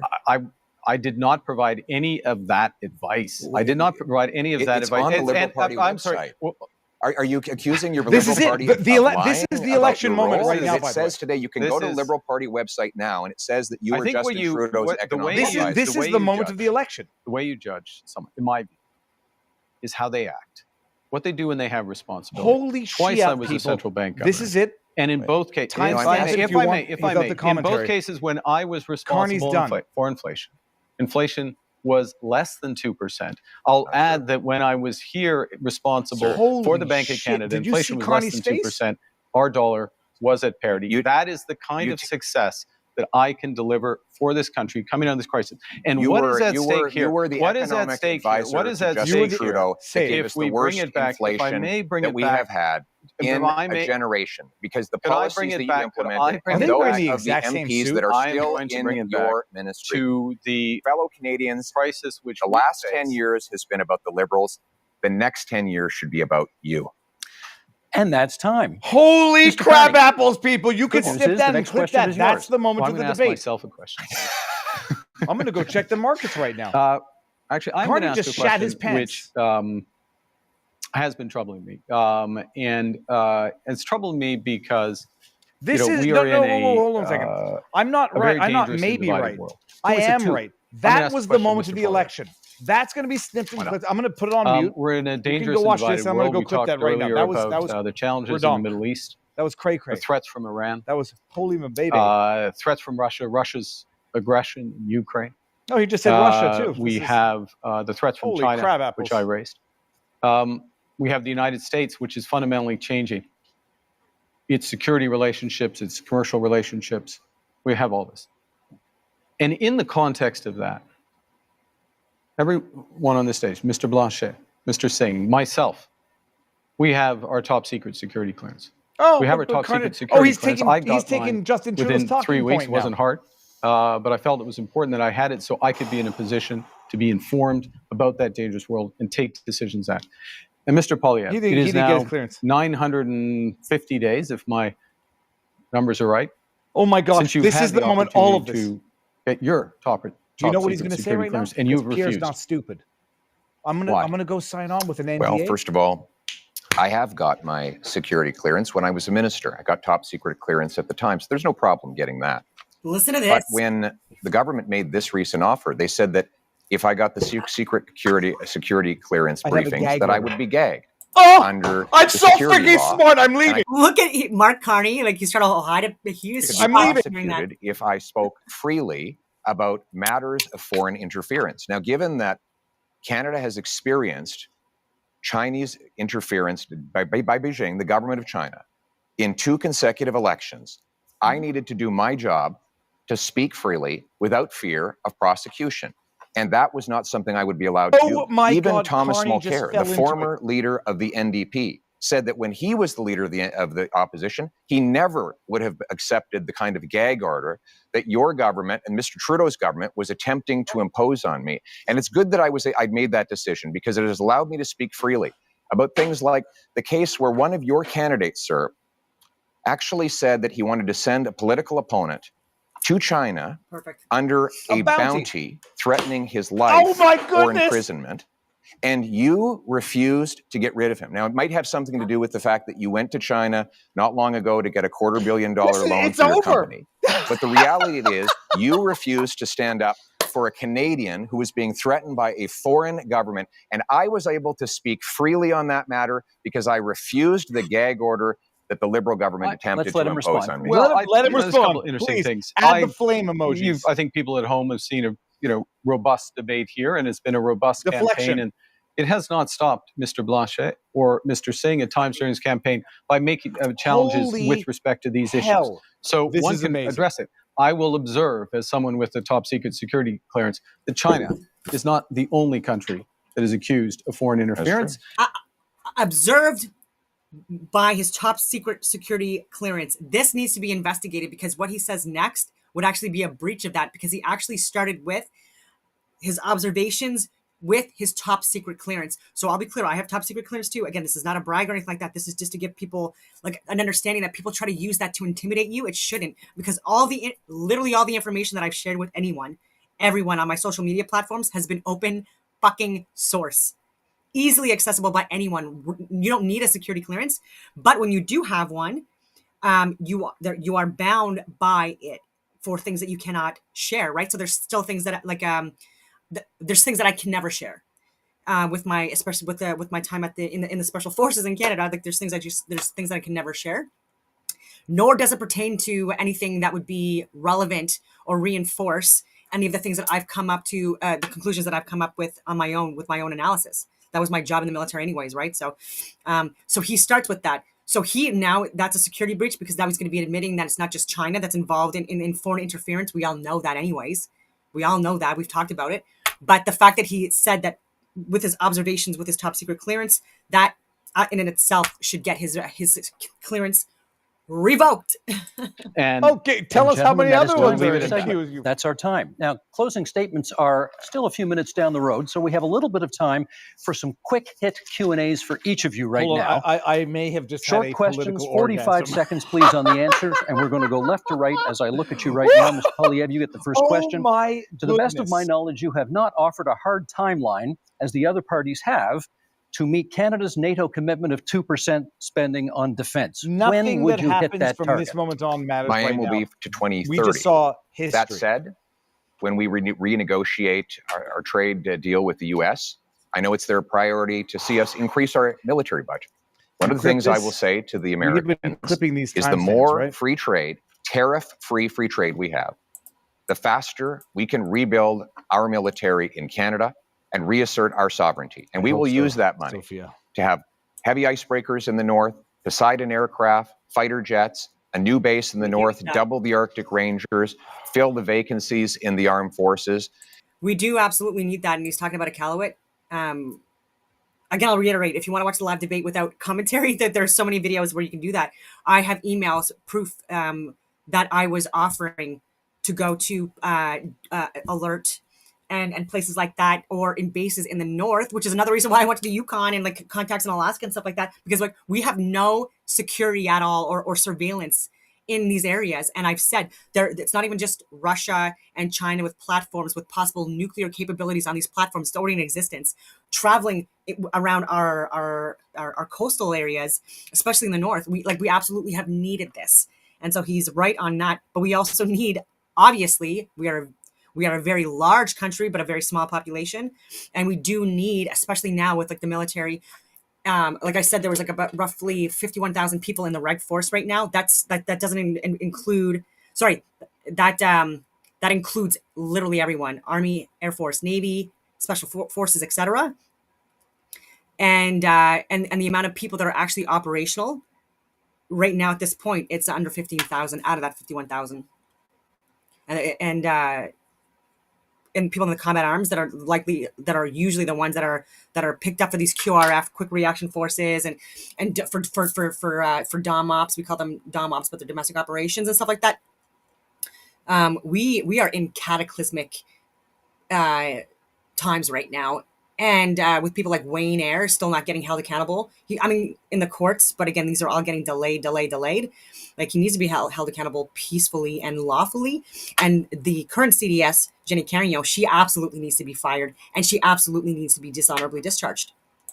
And rebuild the warrior spirit that characterized our military since the birth of our country. We will rebuild our forces, and we will stand behind our veterans. Thank you, Mr. Poilievre. Mr. Carney, your question: you have cut both the consumer carbon tax and the capital gains tax increase that you inherited from your predecessor. Inherited? He advised Is that on an it. admission that the Liberals made life less affordable for Canadians? I'm sorry. I think let me give you the rationale behind both of those changes. First, with respect to the consumer carbon tax, in effect, it become too divisive for Canadians. Canadians received rebates on the whole. They it became too received divisive, more than meaning the nobody tax liked it, actually you was. effing idiot. But some had represented that it was a tax without a rebate. It he's became done. divisive. He's It done. didn't serve its purpose. It made a Please snip and relatively clip and modest share contribution to and overall put it on climate blast. goals. I got rid of it. First act made Canadians whole. Secondly, but with respect to the capital gains tax, it's come up again. I'll be quick. This is a fundamental issue. We need to build this country. Builders, innovators, entrepreneurs need to be rewarded. That's why I brought it back. And that's time. Thank you. Mr. Singh, would Well, you you change remind the us existing cap on immigration? I've said that the level of immigration, first of all, we need immigration. It's fundamentally important to our country. And we speak to any small business owner, you speak to people here in Quebec, you speak to farmers. It's fundamentally important. A couple of things, though, we know we need to be able to set the amount of folks that we welcome to our country at a level that it meets our needs. So I would ensure that we've got an expert panel that makes that determination based on our economic needs. We also know that we should be very clear that the lack of investment from Liberals and Conservatives resulted in the fact that we have a shortage in housing. That's something that we've got to fix. I should also point out that if you are worried about the cuts being proposed by Liberals and Conservatives, vote for New Democrats. We'll fight back to protect Canadians and make sure that we've got the right immigration levels. Thank you, Mr. Singh. That's time. Mr. Blanchet, Quebec, I believe, is now the only province with a carbon tax. Do you think that's fair? It's not entirely true. It's not a tax. What Quebec has is a system by which we invite big emission companies, I don't know how to translate that, to reduce their emissions. If they do not, then they have to pay. It goes into a fund which is invested then in reducing emissions. Our partner is California, which makes this a huge deal about reducing emissions. This is what we do. This is to be compared to what Europe does. And by the way, Europe would impose tariffs on Canadian oil if it ever got there. We're quite proud of that. And we have to be responsible because this is much less expensive than doing nothing to fight climate change. That's time. We're going to do another set of quick hits here, left to right again, and 30 seconds this time. Monsieur Poilievre, you've previously promised to defund the CBC as one of your very first acts as Prime Minister. Is that still the plan? Yes, CBC will continue to operate as a self-funded, Canadian-owned and controlled non-for-profit that raises money like other media organizations through sponsorships, subscriptions, advertising, licensing fees, and countless other things that will ensure Canadians who... Yeah, you know what? It's merit-based.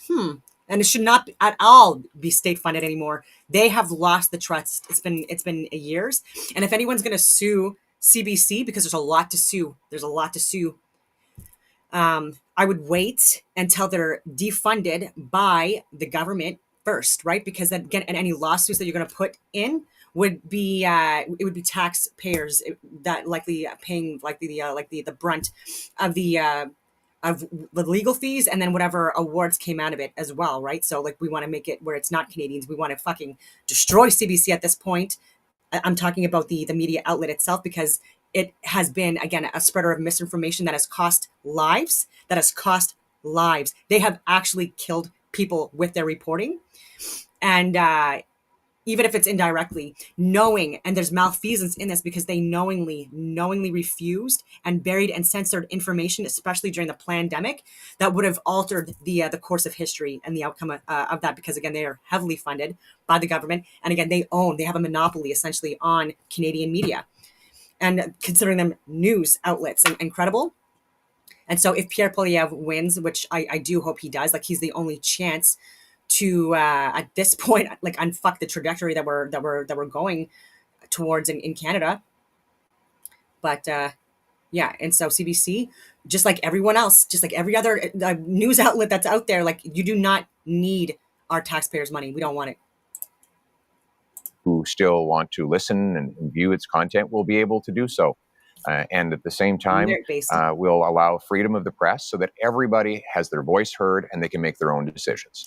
Thank you, Mr. Carney. Next question to you, 30 seconds. Would you remove some of Canada's legal tax avoidance loopholes that companies that you have worked for have used? Look, I think that what we need to do is undertake a comprehensive review of our corporate tax system. I've already talked about the Paradise Papers with multiple Brookfield asset managing companies and companies in general that's affiliated with Brookfield, run out of Toronto.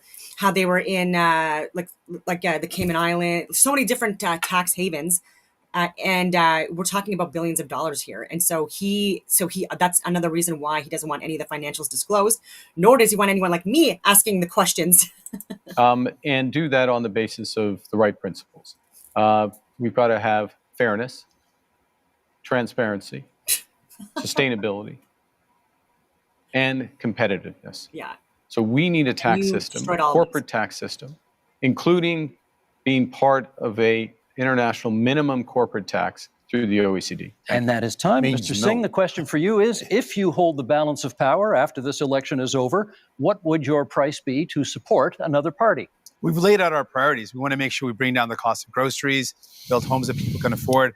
I can also tell you that we would defend CBC, unlike Mr. Poilievre, who wants to cut it. Yeah, of course you do. And we would close tax not voting for you. loopholes and offshore tax havens, even though Mr. Carney didn't respond to that.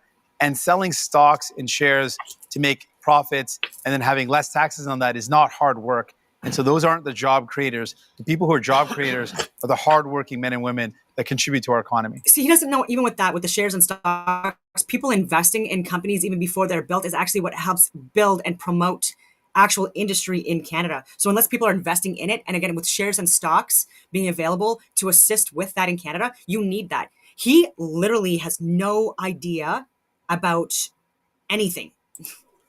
Thank you, Mr. Singh. Monsieur Blanchet, kind of the same question. If you hold the balance of power in the next minority parliament, if it is that, what would be the price of your support? Respect for Quebec. That's quite easy. And that if people put shares and stocks in these companies, like I was saying, and it's not controlled and regulated and funded by the government, this, again, it saves Canadian taxpayers money. And it's only the people that are choosing to invest in these companies that may or may not end up with a profit or losing all their money. But it's individual choices based on informed consent. Easy. I don't want to go against what Canada wants to do for itself, but I don't want Canada to impose an economic vision or a multiculturalist vision on Quebec, which is different in terms of language and values and secularity and equality between people. So I want to be a partner, and if Quebec is respected, Canada has nothing to fear from the Bloc because we vote for what is good for Quebec. It only has to be good for Quebec. Thank you, Monsieur Blanchet. Now, we have one last question for each of you. We'll go right to left this time as I look at you. Bit of an offbeat question. Mr. Blanchet, what is your biggest regret during this campaign? That's a very good question. I'm not very fond of regrets, I would say, but we should have started sooner to see that we had to create the environment for a deal in which Quebec and Canada would be, one bigger than the other, but partners to be stronger in front of Mr. Trump and showing that maybe nobody here is the partner to let go alone without being surveyed or controlled or supervised by a Quebec voice. Thank you, Mr. Blanchet. Same question, Mr. Singh. Your biggest regret of this campaign? Not being able to meet as many people as I would love to have. It's a short campaign, and so I can't get to as many communities that I wanted to. We don't want to see you. I think one of the honors of my job is to be able to meet people and to hear their stories, and then to take their stories and concerns and bring them to Ottawa and to fight for those people. And so I want you to know, even though I haven't... Yeah, Jagmeet Singh, he's another person that I had emailed as a member of parliament, and provided medical, scientific, and government data, provided so much, and again, no response. He doesn't care about anyone unless they align with anything and everything that he wants to push. Made it to your community. I'm going to fight like hell to make sure that you're represented, that we never let any government cut our healthcare, that we defend the values that we care so deeply about. We make my life more affordable. That's my commitment to you. Even if I didn't get to see you, that's my commitment. Thank you, Mr. Singh. Mr. Carney, What's same question. The carbon tax scam that you profited off of, you schmuck, is what increased the grocery bills. Regret of the campaign. I'm to be honest, it's the same answer. This is an astonishing country. It is an amazing country, and the opportunity and the responsibility that comes with it, of being with Canadians, hearing their stories, their challenges, drawing strength and ideas from them, and working to be part of the solution, is the greatest honor of my life. But the regret is that it is also a big country, and it is a short period of time. Mr. Poilievre, last word to you. What I a actually nothing agree salad. with these two gentlemen. I had a rule that at all my rallies, even when they're really big, I would stand in front of a flag and greet every single person and hear their stories and learn their struggles. And that was always touching to me, that they would put their faith in me or in any of us. Yeah. But we've been in such a rush because we have to get off to the next event, so we haven't been able to stop and do that. And I want you to know out there, I haven't forgotten about you. Thank you. Thank you, Mr. Poilievre. It is time now for closing statements, and prior to the debate, Yeah, I actually that was good, and he was very genuine in that response.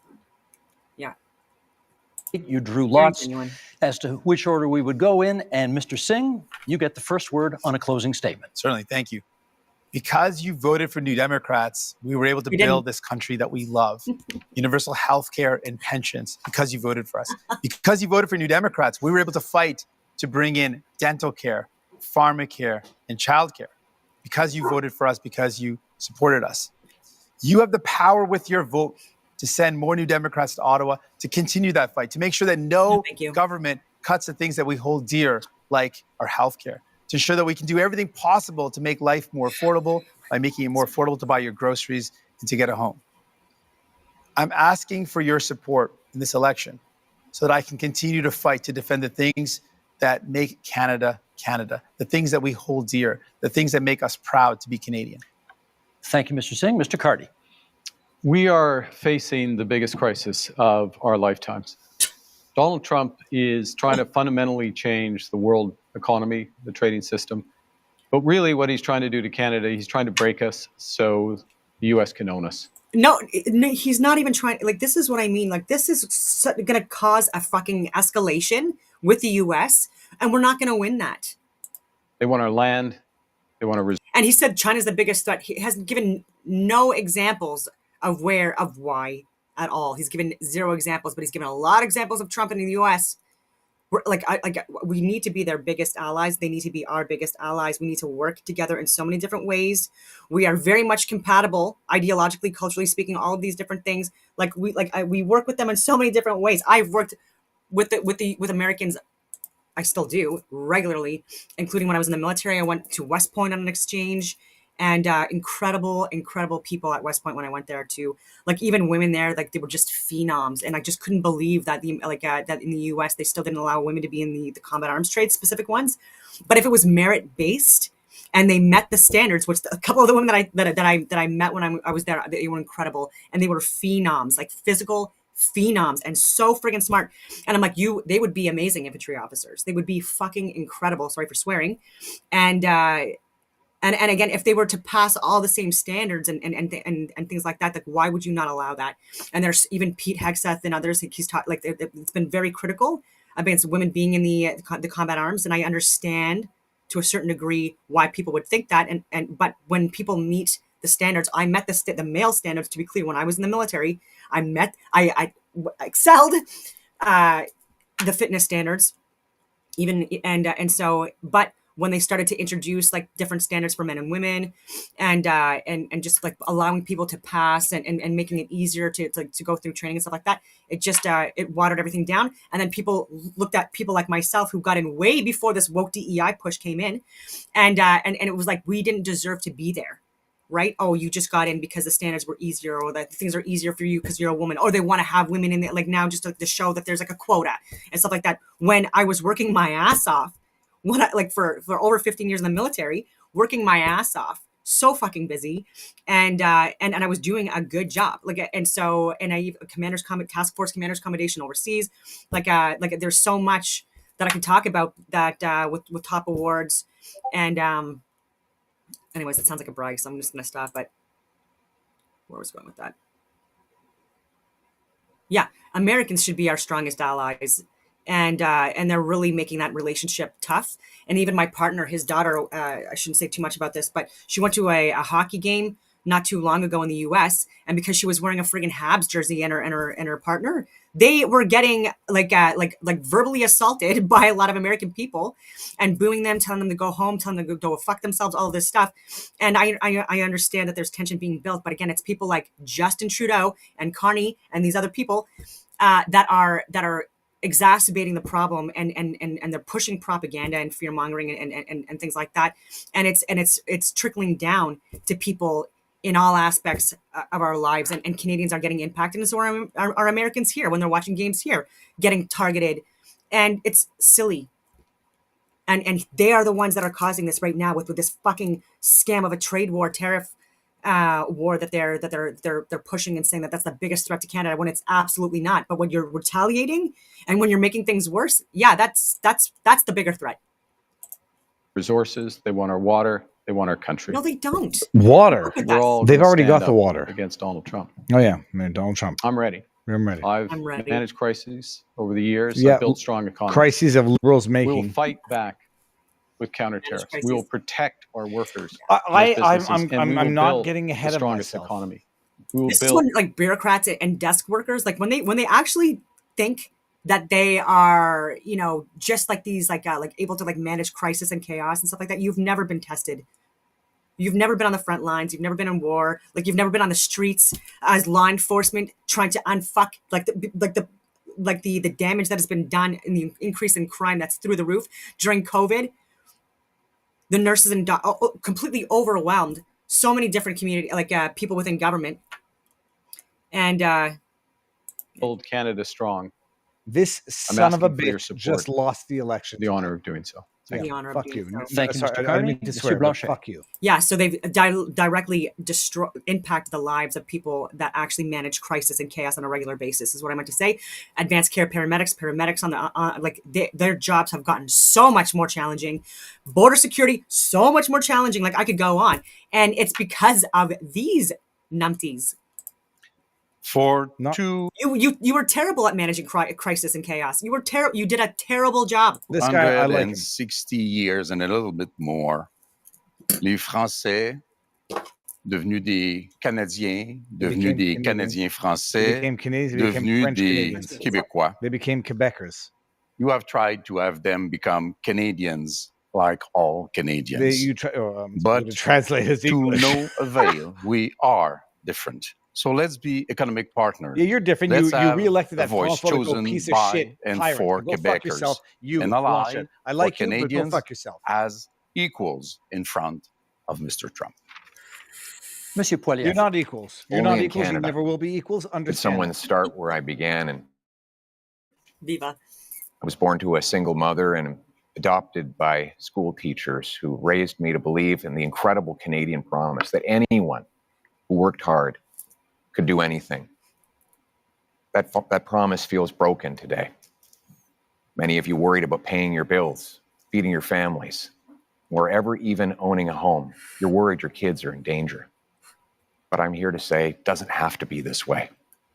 With change, we can restore the Canadian promise so that hard work gets you a beautiful house on a safe street under a proud flag. We can do it with hope for a change. Gentlemen, thank you for a very Hope and spirited change debate is tonight. It's just like that's just too slogany. Not the Two quick best points model before we you go. wanna have. Number one, Didn't work for one of you Kamala. celebrated your 60th birthday yesterday on this stage. It's gotta- Yves-François Blanchet, Yeah. bon anniversaire. Merci beaucoup. Merci. Secondly, you'll notice we didn't have to change the time of this debate because the Leafs already clinched the Atlantic Division title, Nobody and therefore cares we about didn't need to hockey. move the debate to Does he mean the Habs? accommodate a It's on hockey this game. channel. I'm getting back at my colleague Oh, who was yeah, in this never mind, position last never mind. night, and okay, go Habs, go. Holy That's fine. shit. With that, we're done. Thank you, leaders, for being here Yeah, tonight. get We over are that, just we're 11 done. days from Election Day, April 28th, but there are many ways that you can cast your ballot starting tomorrow at advance polls. If you intend to vote by Holy mail, that shit, deadline people. is April 22nd. That Make sure to check your was voter card for details or contact wild. Elections Canada. This is your democratic right, and we hope you use it. Thank you so much for being with us tonight. I'm Steve Paikin. Good night from Montreal. Steve Pagan. All right, I'm going to read through some of the chats. Bon anniversaire. I already voted. I did not vote for Carney. And but what do I know, right? Excuse me. I'm gonna show some of my social media since I'm already way over. I'm going to the gym later, so I'm not in any rush. Jeff Bezos face plants while walking around Blue Origin capsule after returning to Earth. Whoop. Je viens d'arriver. He's saying he's arrived. That's Carney. This is from Radio Canada. Yeah, the 10th of August of 2020. So 5 years ago. Justin Trudeau recruits Mark Carney. So he's trying to say that he's new. He hasn't worked with Trudeau. He hasn't worked with the Liberals. He's like all this stuff. You are not a fresh face. I was sharing the amount for the carbon scam tax per ton, how much it's costing us, and the different rates within the different provinces and why, and the anticipation that by 2030, so 5 years from now, federal carbon tax will cost roughly $170 per ton. Ridiculous. And again, yes, it's paused now. It is for election season. If you think that Mark Carney is not going to put this back on the table, then again, just refer to this video, or I'll refer to this video in a few months from now. Again. Yeah, so this is my point. Carney is making Canada a target for retaliation from the US. What the fuck is his problem? Smoke and mirrors. He has business dealings with Trump and his family for years. Business with Elon Musk companies as well. So this is because he was saying, and I quote, "We are focused on maximum harm in the US." I will reiterate. We are focused on maximum harm in the US. He literally said that in the debate that I just shared with you.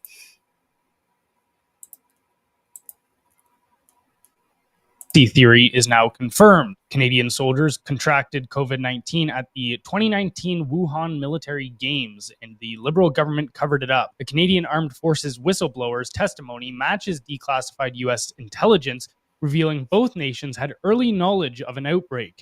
CSIS privately confirmed infections, but under Liberal direction kept it secret. Meanwhile, Canada's top biolab in Winnipeg was collaborating with the Wuhan Institute of Virology, even shipping deadly viruses to China. And those responsible remain in power. So why did the Canadian government hide COVID infections tied to the Wuhan Military Games? I would say two things for sure. One is that the Liberal government is completely compromised by Chinese influence. The second thing I would say is we also know China is deeply embedded in this nation. We know from politics and military to business and organized crime, real estate. This is basically their stomping ground. So those are the things that I would say. Now, my tinfoil hat answer, I think COVID was planned, and I think Trudeau was merely doing what he was told.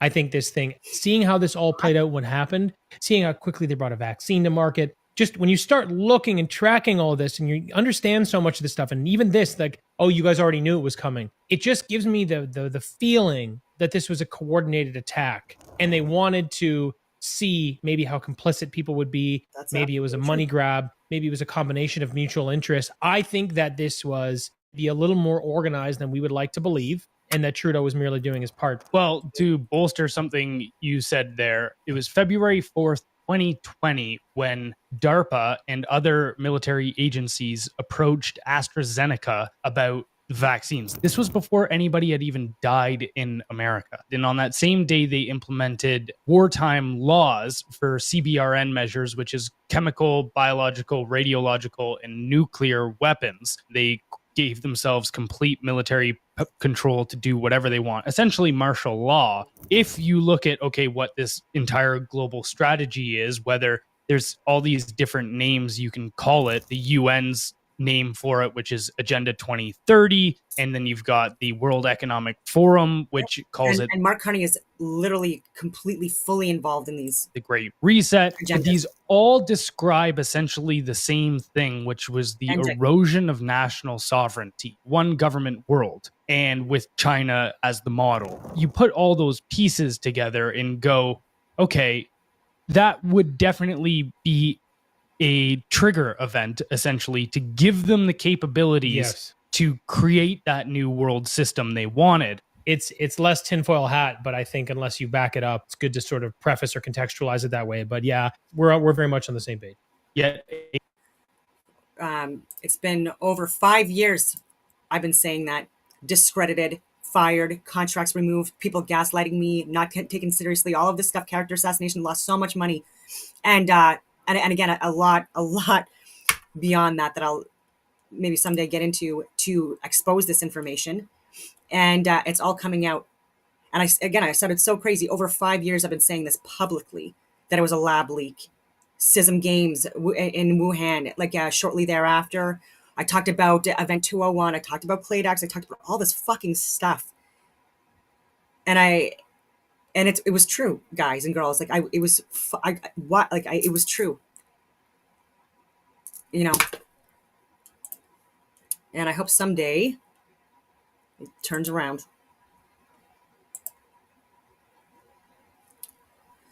White House reveals COVID-19 lab leak theory and Fauci's alleged role. The White House has recently updated its official website to include details suggesting that the COVID-19 virus originated from the lab leak in China.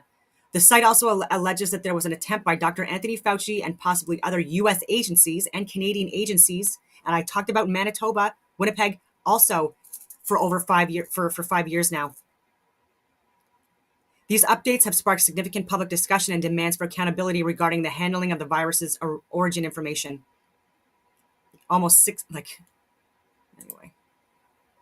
Because it was 2019, but again, publicly we were talking about it more in early 2020. Publicly for me was January of 2020, and then it was declared a pandemic emergency on the 11th of March of 2020.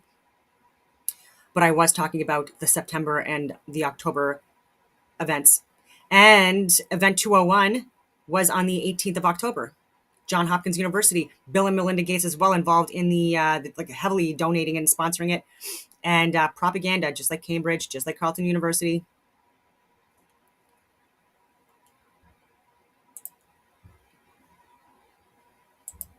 Yeah, this was interesting. Just more on the SpaceX versus Blue Origin capsules. This is what the SpaceX capsule scorched after atmospheric reentry. Blue Origin's capsule after atmospheric reentry. And again, where's your helmets? Where's your proper suits?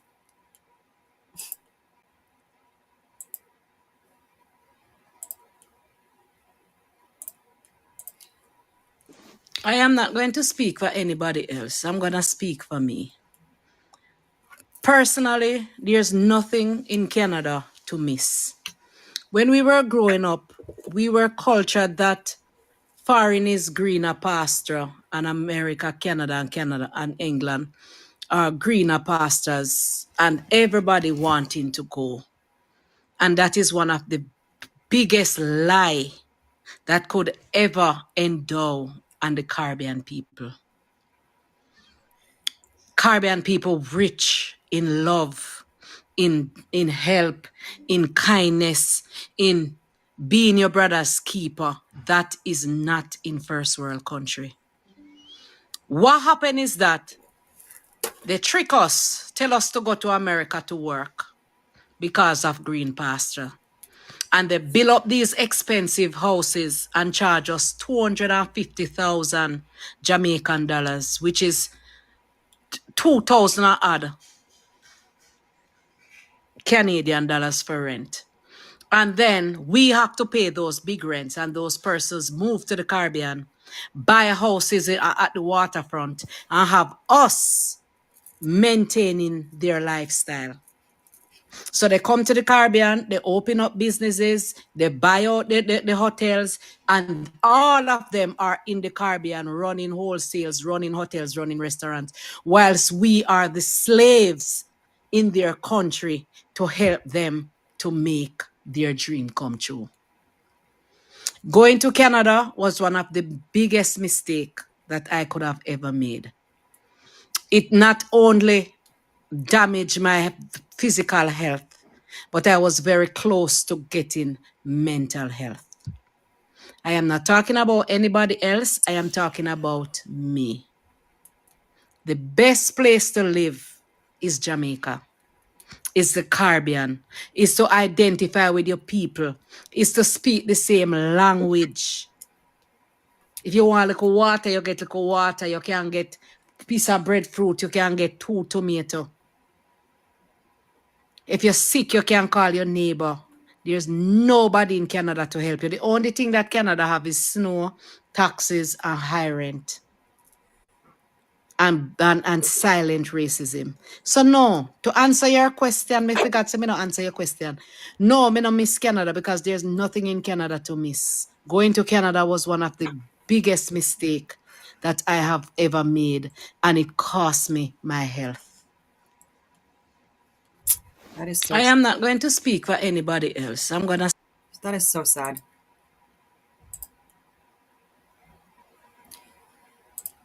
Anyway, stop sharing. All right, it was a long video today. I hope you enjoyed, though. On that note, I will leave it at that, and I hope that everyone has a wonderful rest of your day.